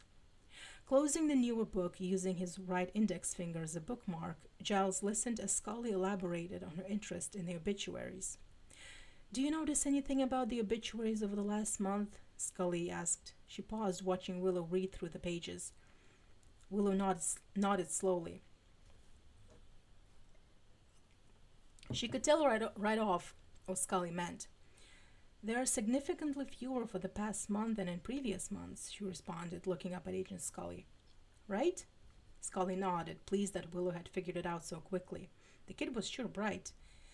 Yes, drastically fewer than the month before.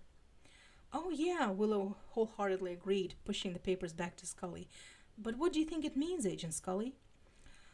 I'm not quite sure, Scully replied, slowly picking up the printouts. She looked them over as she continued. I've noted other drop offs in the deaths in this town history. Fluctuations in crime are not usual. Okay, I am very sorry if you're hearing my neighbors right now. I've noticed other drop offs in the deaths in this town's history. Fluctuations in crime are not unusual for any town, but somehow this is odd, her brow furrowed. I'm not much of a profiler, that's Mulder's area of expertise, but what I found is in my area. Cause of death. She glanced up, noticing that the librarian was watching her intently. Embarrassed, she retreated back into the stacks. Cause of death? Willow repeated. She couldn't wait to hear this. Scully's gaze shifted back to Willow. Yes, before most of the deaths were murders or freakish accidents. She tapped the printout with her finger. But not in this lot. Natural causes mostly. Sighing, she dropped the papers on the table. Just seems odd to me. An uncomfortable silence fell between the two. Is investigating obituaries part of your job, Agent Scully? I mean, what exactly do you do in the FBI? Willow asked. I'm a licensed medical doctor, but my primary focus is in the forensic pathology, Scully replied. My interests are purely in the science of the division in which Agent Mulder and I work. We're the only agents investigating the X-Files, unexplained or unsolved cases shuffled away and forgotten about. As for what it's like, she couldn't help but shake her head. Working with Mulder is hardly ever boring. Forensic pathology, Willow said, making a face, feeling a slight wave of nausea rush over her. Dead bodies. Ew. She definitely didn't mesh well with the dead. I think I'd like to be in the FBI one day, she thoughtfully added. Oh, but not with the dead bodies in the forensic pathology and stuff. She shuddered at the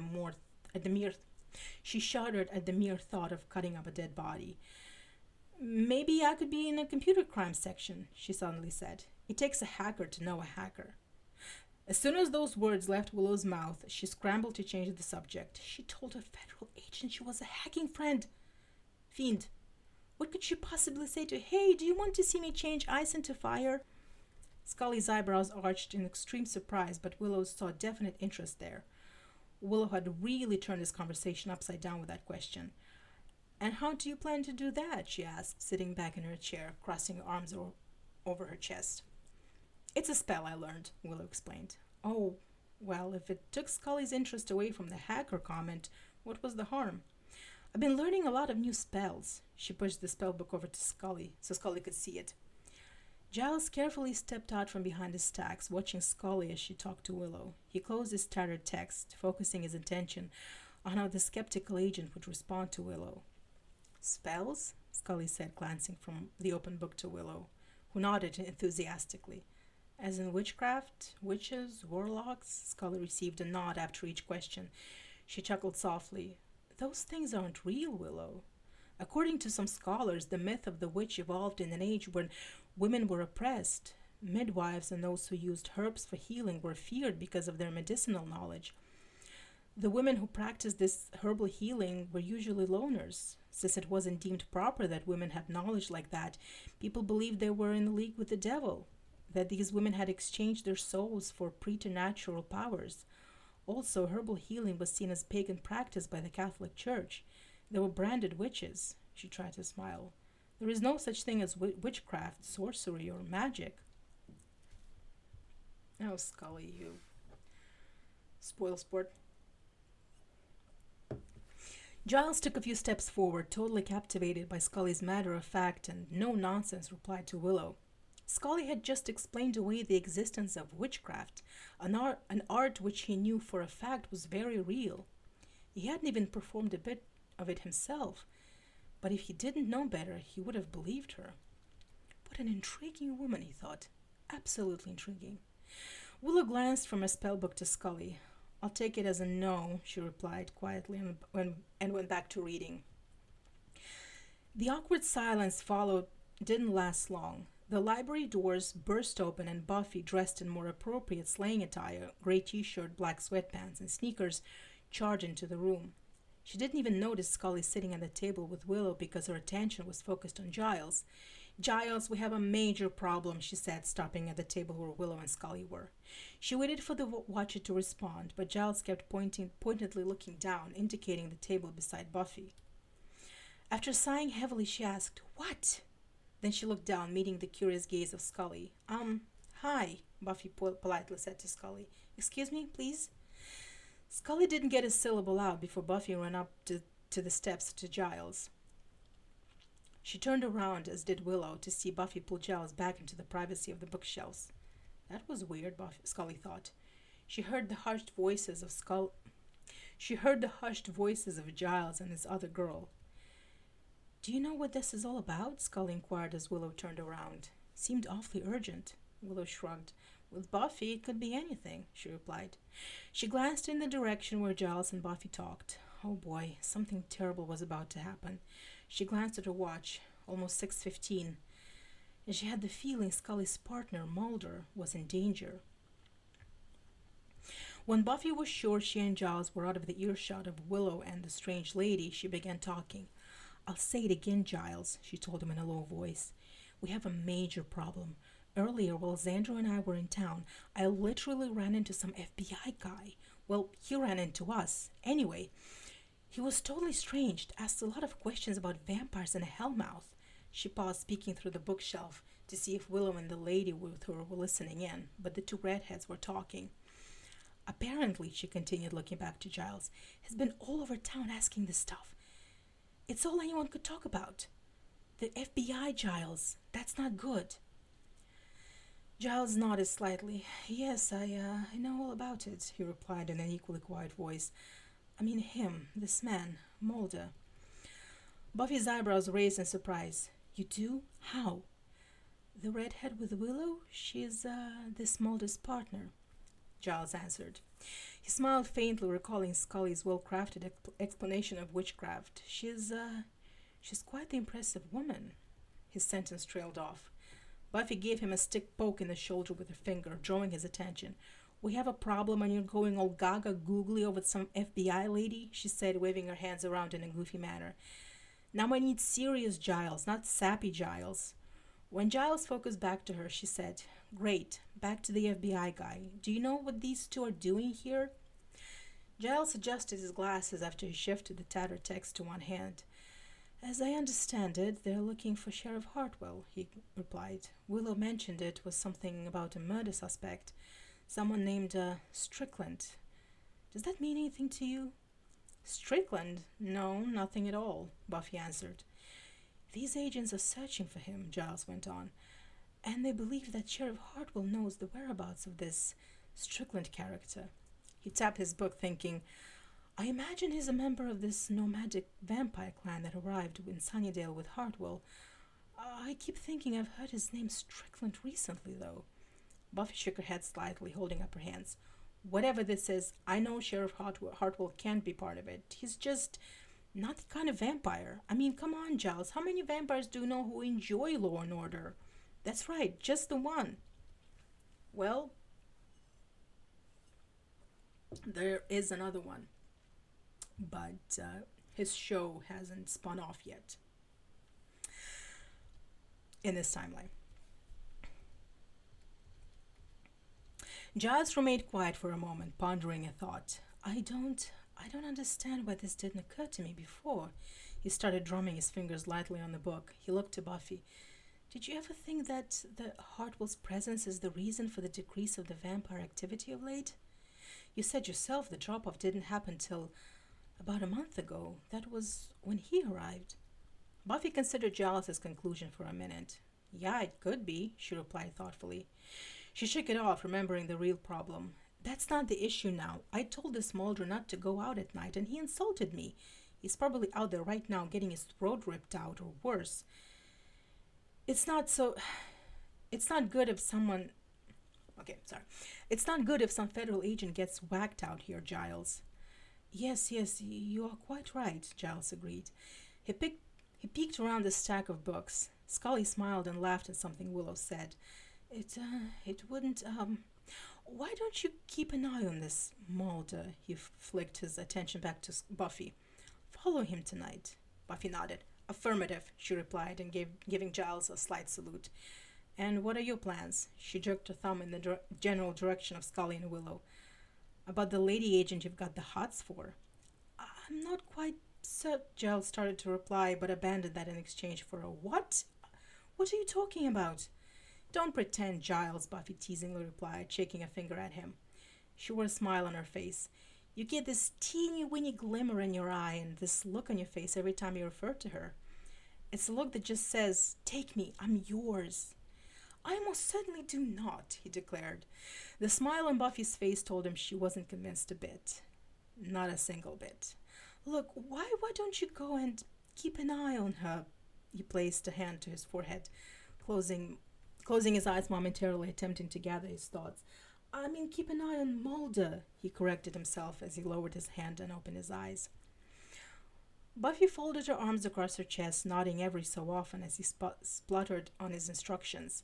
The smile continued to grow. Yeah, of course, Giles, she said in a serious voice. And I'll just keep Agent Scully here for a while, Giles continued. She and Willow, they appear to get on quite well. Gotcha, Buffy said, giving him a thumbs up. I'll do the best I can. She started to leave, but paused and looked over his shoulder. Hey, Giles. When he looked over to her, she added, Good luck. She nodded in Scully's direction. Willow turned in her chair as Buffy came down the steps, a sly smile on her Slayer's face. Buffy, is everything all right? She asked. Buffy stopped at the bottom of the steps, glancing from Willow to Scully, who also looked at her. Yeah, everything is just fine. I thought I'd lost a library book, and you know how much Giles loves that book I checked out. Willow raised an eyebrow in puzzlement to Buffy's reply. I don't remember you checking out anything lately, Buffy. Scully turned around, going back to work when she saw it was only a major problem in the high school. Okay, sorry. I'll start over. Scully turned around, going back to work when she saw it was only a major problem in a high school life which plagued this girl, Buffy. As soon as Scully turned around, Buffy emphatically shook her head and pointed to Scully, mouthing, her partner. She held her arms out, almost level with her shoulders. Big problem. Willow glanced at Scully. Boy, did she hate being right sometimes. She motioned to the library as she looked back to Buffy. We'll be here, she mouthed back to her. Buffy nodded. I'll see you on Monday, Willow, she called as she left the library. Bye, Willow called after Buffy's retreating figure. Okay.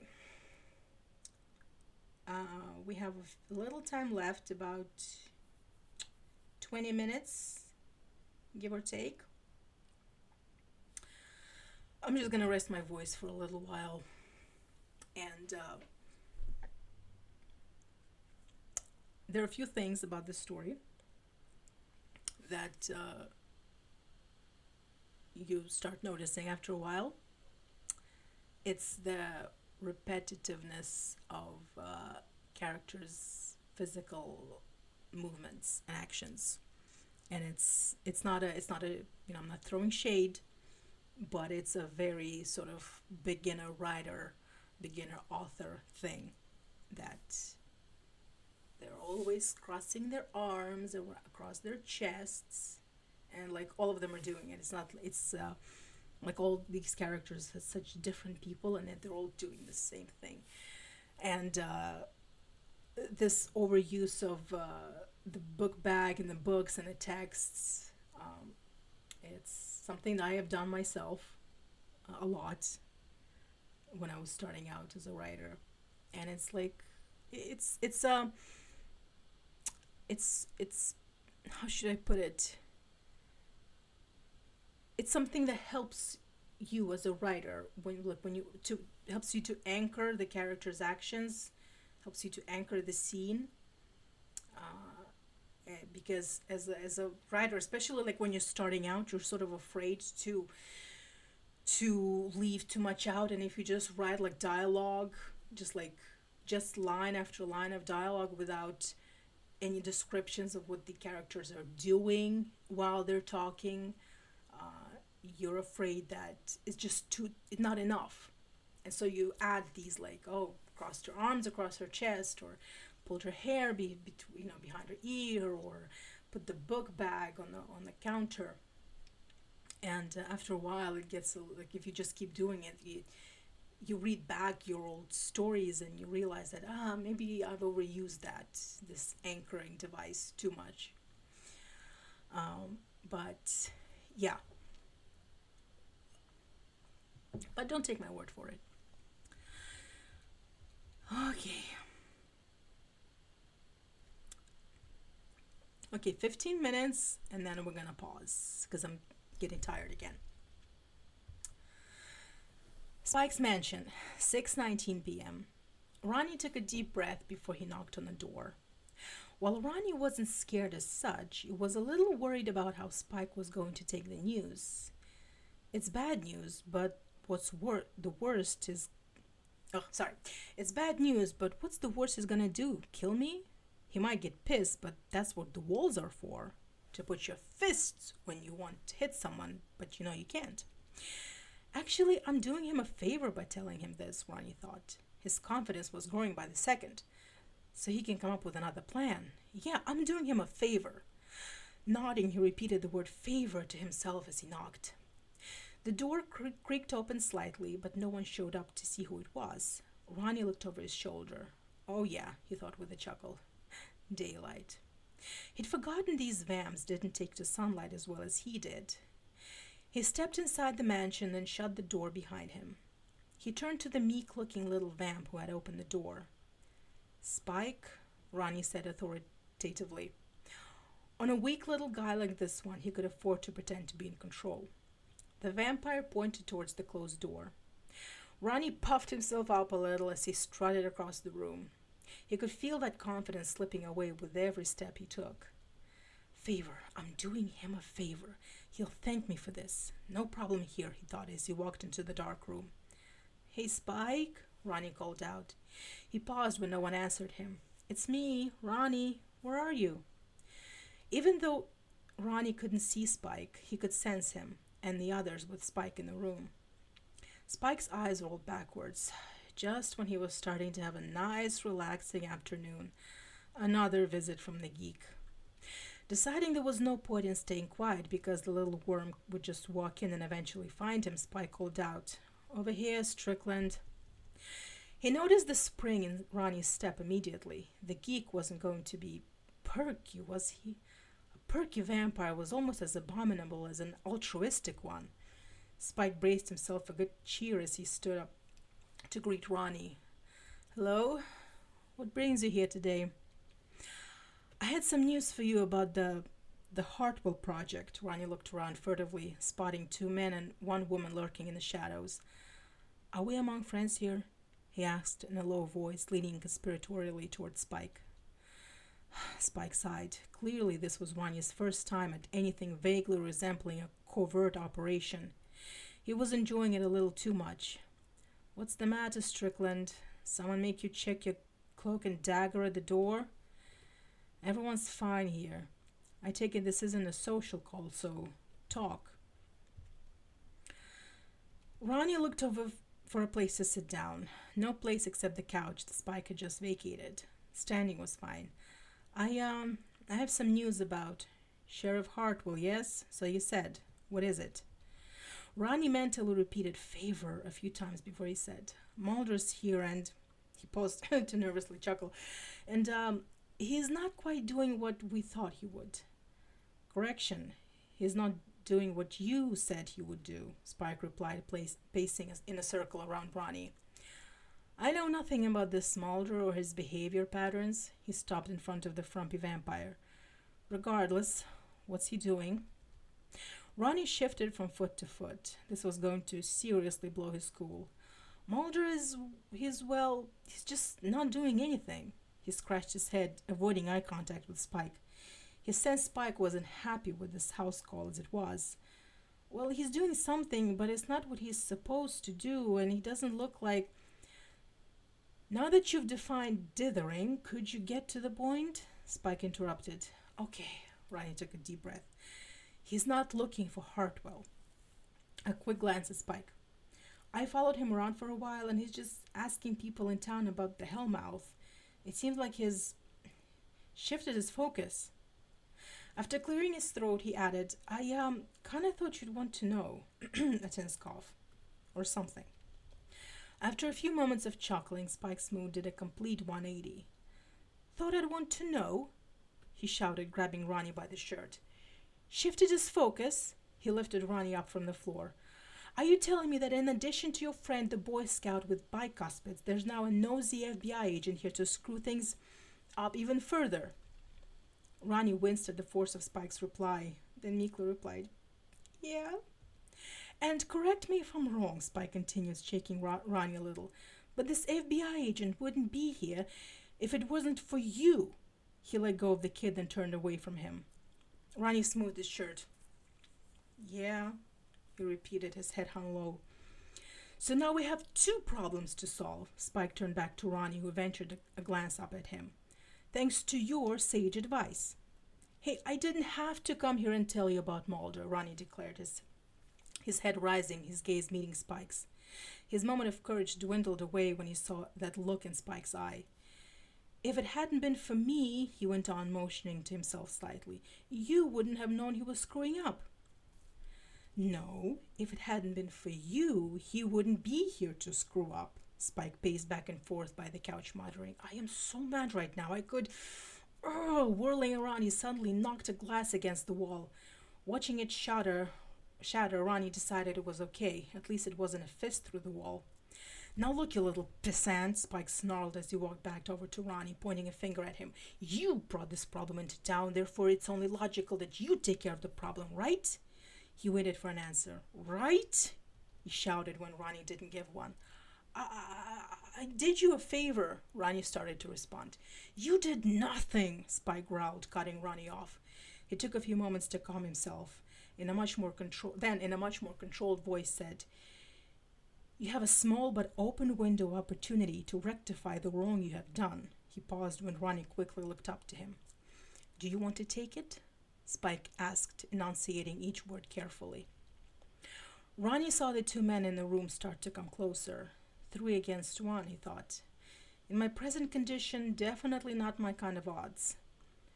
What do you want me to do? He softly asked. That's much better. Spike grinned, pleased this Strickland idiot saw things his way. Take care of this Mulder person. Ronnie's face twisted slightly in confusion. Take care of him meaning, he asked, letting the sentence trail off. Take him out, fool. Kill him, Spike shook his head. What would I ask you to do? To take him to dinner and a movie? Kill him, yeah, right. Good plan, Ronnie said quickly, nodding. He cleared his throat, taking a few steps back from Spike. I'll go right now, he added. Spike didn't seem so cool now. Terrifying was more like it. As Ronnie started to back up the stairs, Spike said, Where are you going? Ronnie stopped on the stairs, turning back to Spike. To kill Mulder, he sputtered.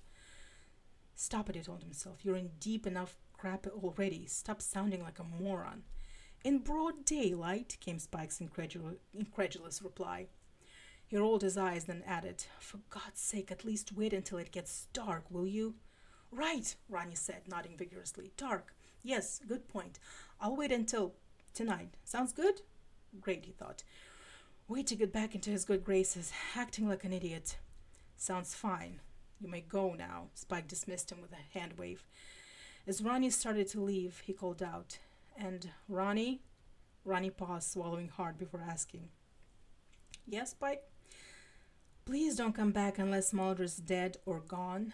Preferably dead.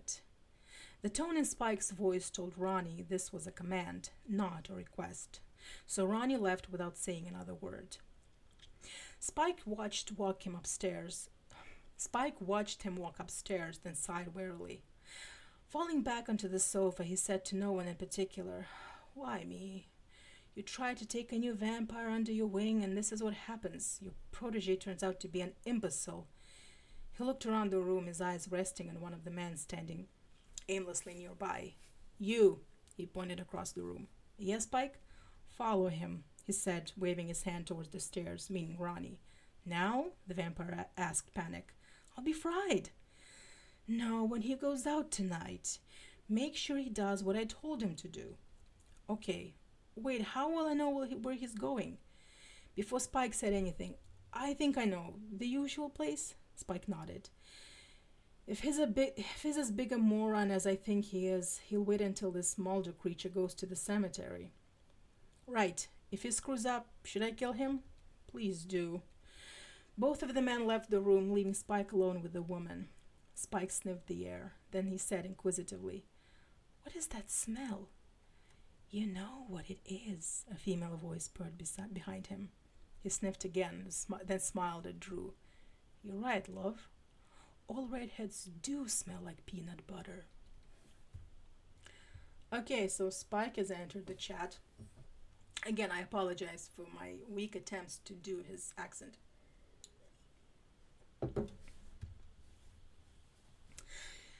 8:15 p.m. Mulder drummed his fingers on the steering wheel of the rental car, humming a nonsense tune to the beat. He looked to the police station across the street. He'd been staking out the place for almost a half an hour, and no sign of Lucius Hartwell. Hartwell had to be in that building someplace. Mulder had seen him go in there. Sighing, Mulder stopped drumming his fingers and relaxed in his seat.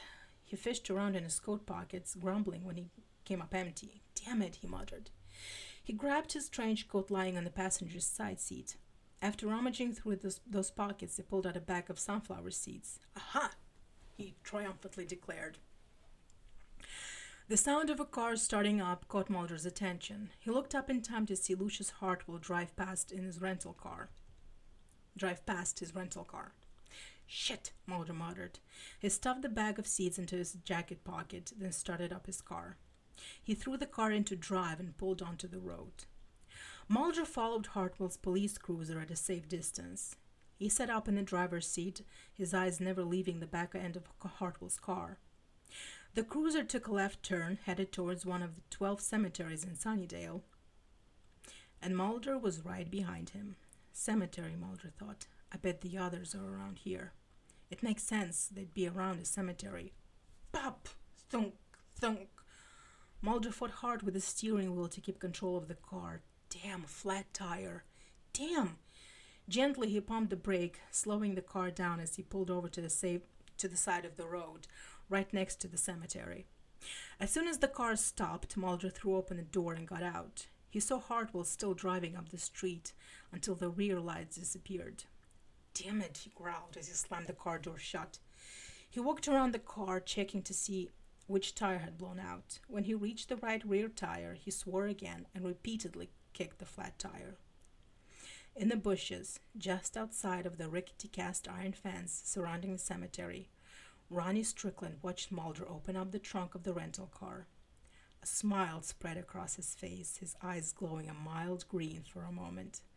Flat tire, Agent Mulder? Ronnie thought as Mulder threw the jack onto the grass, muttering curses the entire time. This just isn't your lucky day. Mulder stopped cursing under his breath when he heard a rustling in the bushes nearby. He forgot about the spare tire as he turned around. He saw the bushes move as if someone walked through them. Hello? He called out. The bushes quieted, but resumed after a moment. Hey! He pulled out his gun. Slowly he made his way towards the bushes, which continued to move. Hey, who's in there? He called as he stopped near the bushes. When the bushes stilled, Mulder swallowed hard, raising his gun. Ronnie heard Mulder's heart thumping and the mixture of adrenaline and blood rushing through the young agent's veins. Deep inside, he felt old instincts re-emerging, stirring. An ancient memory arose, a memory from the days when his clan fed on humans and lived as masters of the world. Yes, Ronnie thought, and as that feeling became stronger and stronger, the demon inside him, the demon who'd been repressed for so long, fought to reach the surface. A low growl escaped Ronnie's lips as he spotted Mulder moving in closer. Mulder's eyes widened slightly as he heard a guttural growl from whatever was in the bushes. He jumped back when Ronnie, completely vamped out, emerged from the bushes. Oh shit, he gasped, his finger moving to depress the trigger. Ronnie grabbed the gun by the barrel, yanked it out of Mulder's hands, then tossed it away. It sailed over the fence into the cemetery. "Hello, Agent Mulder," Ronnie greeted as he seized the agent by the lapels of his suit jacket. "Remember me?" he asked, pulling Mulder closer. Mulder chuckled nervously and replied, I never forget a face, but for some reason I've forgotten yours." He gagged a little when Ronnie tightened his grip. "Let me give you a hint," Ronnie snapped, shaking Mulder. "You shoved a thick stake in my chest," he growled. "Ring any bells?" Mulder blinked a few times as he realized who this was. "Ronnie Strickland?" he asked, his voice all but a whisper. He looked the boy, who now held him off the ground, over. "But what did you... "No more time for talk," Ronnie said. With a force of strength that Mulder rarely encountered in his life, Ronnie threw the agent into the air. Mulder sailed over the fence and into the cemetery. He landed hard but continued to roll until he slammed into something. "God damn, oof," Mulder groaned as he tried to touch his back. He attempted to sit up, but only fell onto his back, groaning. The groaning died off when he saw a headstone to his right. That was what he'd slammed into. "Oh, great," he muttered. Hidden behind one of the mausoleums of the cemetery, the vampire Spike had sent out to make sure Ronnie did his job, watched the ancient vampire easily hop over the fence. He laughed a little, watching Ronnie slowly approach Mulder. Ronnie chuckled as Mulder struggled to sit up. "You're more trouble than you're worth. You know that, Agent Mulder?" he said as he looked up upon Mulder. Mulder coughed. His hand searched the ground in hopes of finding his gun. "Oh, really?" he replied in nothing more than a whisper, since the wind had been knocked out of him. He coughed again. "And why is that?" Ronnie kicked Mulder in the ribs. Mulder cried out in pain as he curled up in fetal position. "Because, Mulder," he hissed, then kicked the agent again. "You were supposed to get rid of Hartwell." Another swift kick to the ribs. "Not goof off out here." Mulder went into a fit of coughing. His hands brushed against something. The fingers of his right hand curled around a good-sized stick. He raised his eyes to Ronnie, who towered over him. "Oh, yeah?" he said, voice still hoarse. "And what do you plan to do about this, Pee-wee?" Ronnie grabbed Mulder by the shirt with one hand, pulling Mulder up slightly as he leaned over. "I'm gonna kill you, that's what, dork," he snarled. "Not if I get you first," Mulder responded. He brought up his right hand, grasping the stick tightly. He was 2 inches from Ronnie's chest when Ronnie's left hand effortlessly batted the stick from Mulder's hand. Ronnie tightened his grip on Mulder. "Not this time, Mulder," he growled, then whipped his razor-sharp nails across Mulder's left cheek, leaving 4 lines of which oozed blood. "Oh shit," Mulder thought as Ronnie bared his fangs. Real fangs. "I'm gonna die. I'm truly gonna die. My life should be flashing before my eyes right now. It would help to have had a life." Ronnie was just about to sink his teeth into Mulder's neck, but he froze when a voice said, "Ew, I really do not want to know what this is all about, do I?" Ronnie and Mulder both looked towards the sound of the voice. Standing a few feet away, a stake in one hand, while the other rested on her hip, was Buffy. She shook her head, her ponytail waving slightly. "Oh, wait, is one of you a vampire?" she said, her eyes locked on Ronnie. "Guess one of you is going to die." She shrugged and flipped the stake. "At least I came prepared." She gave Ronnie a swift kick to the face. Ronnie flew off of Mulder and landed hard on the ground. He shook his head. That kick really dazed him. He looked up to Buffy.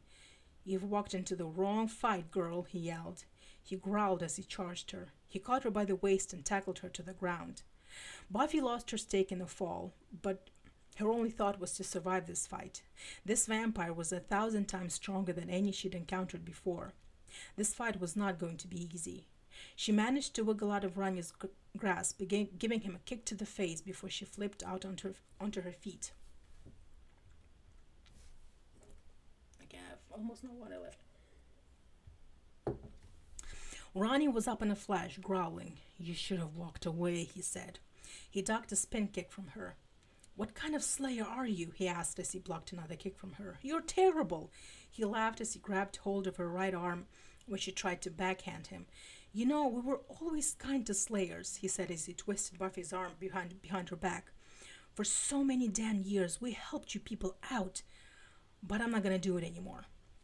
Buffy tried to kick Ronnie, but he seemed to anticipate all her moves. The kick was easily blocked. Okay, she said, trying to look over her shoulder at him. Now you're really starting to irritate me. Likewise, he hissed in her ear. Gripping Buffy's arm with both hands, Ronnie whirled her around. As she whipped around him, Buffy felt her feet lift off the ground. She found herself gliding through the air when Ronnie let go of her arm. He grinned. He felt so undead. Oof! Buffy slammed into the rickety cast iron face, blowing right through it. She thumped onto the sidewalk, dazed for a moment, but sat up. She saw Ronnie going back over to Mulder. She looked around for anything to use against him. Her gaze fell on a nice-sized pole from her cast iron fence. Ronnie laughed as Mulder tried to sit up. Hey, stupid girl, he grumbled as he put a foot on Mulder's chest, shoving him back to the ground. Surprised, aren't you, Mulder? He asked as Mulder looked up at him, utter fear in the agent's eyes. I'm not that same dumb-ass kid you chased through those woods back in Cheney. He laughed as he stood straight. I'm back to full power, thanks to this hellmouth. A black metal pole whirled around and whacked Ronnie in the face. He flipped to the left and backwards, landing on his back. Buffy twirled the pole around her like a staff, then stood in a battle-ready position, the pole in one hand. She glanced down at Mulder. Don't you just hate it when they have to make speeches? She asked. Ronnie sat up, his hand on his forehead, where Buffy had hit him with the pole. He looked over to Buffy, who protectively stood between him and Mulder. That really hurt, he said, almost whining. Buffy took the pole in both hands. Had enough, or would you enjoy another? She called out to him. She raised her eyebrows, waiting for his answer. I'm always happy to oblige, you know. Ronnie got to his feet, growling at Buffy, who now twirled the pole around in her hands. I'd enjoy tearing your head off, he yelled. Then he charged towards her. Buffy, still twirling the pole, sidestepped as Ronnie neared her. He barreled past her, but quickly skittled to a halt. Buffy brought the pole around, much like swinging a baseball bat, but Ronnie's hand caught the pole before it struck him. Uh-oh, she said. She widened her grip on the pole, but Ronnie pulled her closer, grabbing onto it with both hands. Your watcher should be strung up, Ronnie snorted, shaking his hand. He laughed as Buffy tried to wrestle the pole from his grip. Letting you go out alone like this? So defenseless? Must be some sort of idiot who trained you. Buffy's eyes narrowed on Ronnie. All right, she declared as she re-gripped the pole in her hands. You can insult me, but don't you trash-talk Giles. She twisted the pole as she raised it above her head. Through swift manipulation, she and Ronnie were back to back, hands high over their heads, grasping onto the pole. Ronnie brought his hands down to over his head, leaning over. I'll start over. Ronnie brought his hands down over his head, leaning forward as he did so. Buffy rolled over his back and landed on her feet in front of him. They still held on to the pole. Looks like we're right back where we started, he said. A grin spread across Buffy's face as she shook her head. I don't think so, she replied. She kicked Ronnie in the stomach. When he fell forward holding onto the pole, she gave him another kick to the face. He stumbled back, his hands slipping off the pole. Grinning even wider, she twirled the pole around, but yet again, before it made contact, Ronnie caught it in his hands. He yanked the pole out of her hands, then growled. Guess I get a turn now, he snarled. He kicked Buffy in the stomach, knocking her flat on her back. While she was down, Ronnie came up to her. That was quite fun, he said, gripping the pole in both hands. He positioned it so the pointed end was over her heart. Bye now. And I think this is a good place to end this live stream on a little cliffhanger. Is Buffy gonna get killed by Ronnie Strickland of all people? Vampires? I mean, this story continues, but we're gonna take a little break because we've been reading for 2 hours now, and I'm getting tired. And also, I don't want the stream to go on for forever. But it's been fun.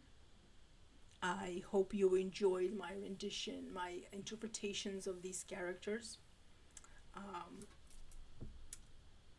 like I said, Buffy characters here in this story are much more, well, in character, easier to hear their voices, easier to read in their voices. But then again, on the show, Buffy characters are more distinct and sort of expressive. More, yeah, well, more expressive because Mulder and Scully are very deadpan. I mean, that's their thing. You know, they're older, they're FBI agents. The delivery of both David and Gillian is much more deadpan and subdued and nuanced. And then, you know, Buffy, Xander, and Willow, especially in the early seasons, in the high school seasons, because they're kids.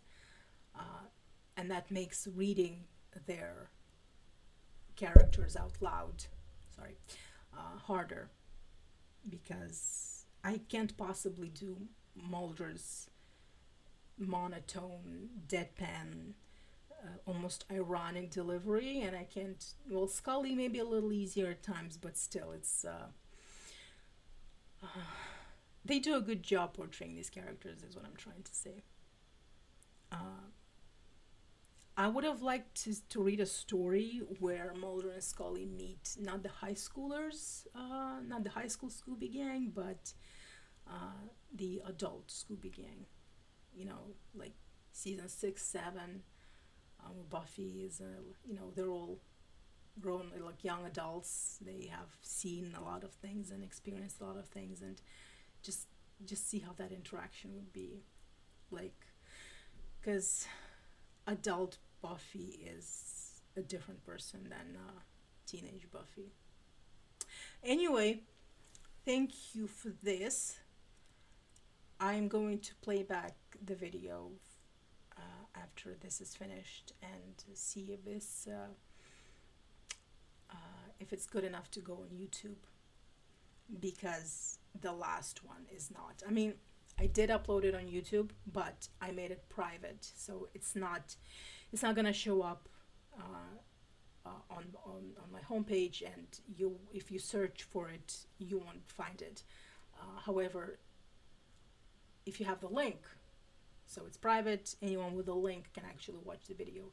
And the reason for that is I just don't think it's good enough to be up on a YouTube page and for people to just, you know, to randomly stumble upon, because, like, I care about quality and stuff.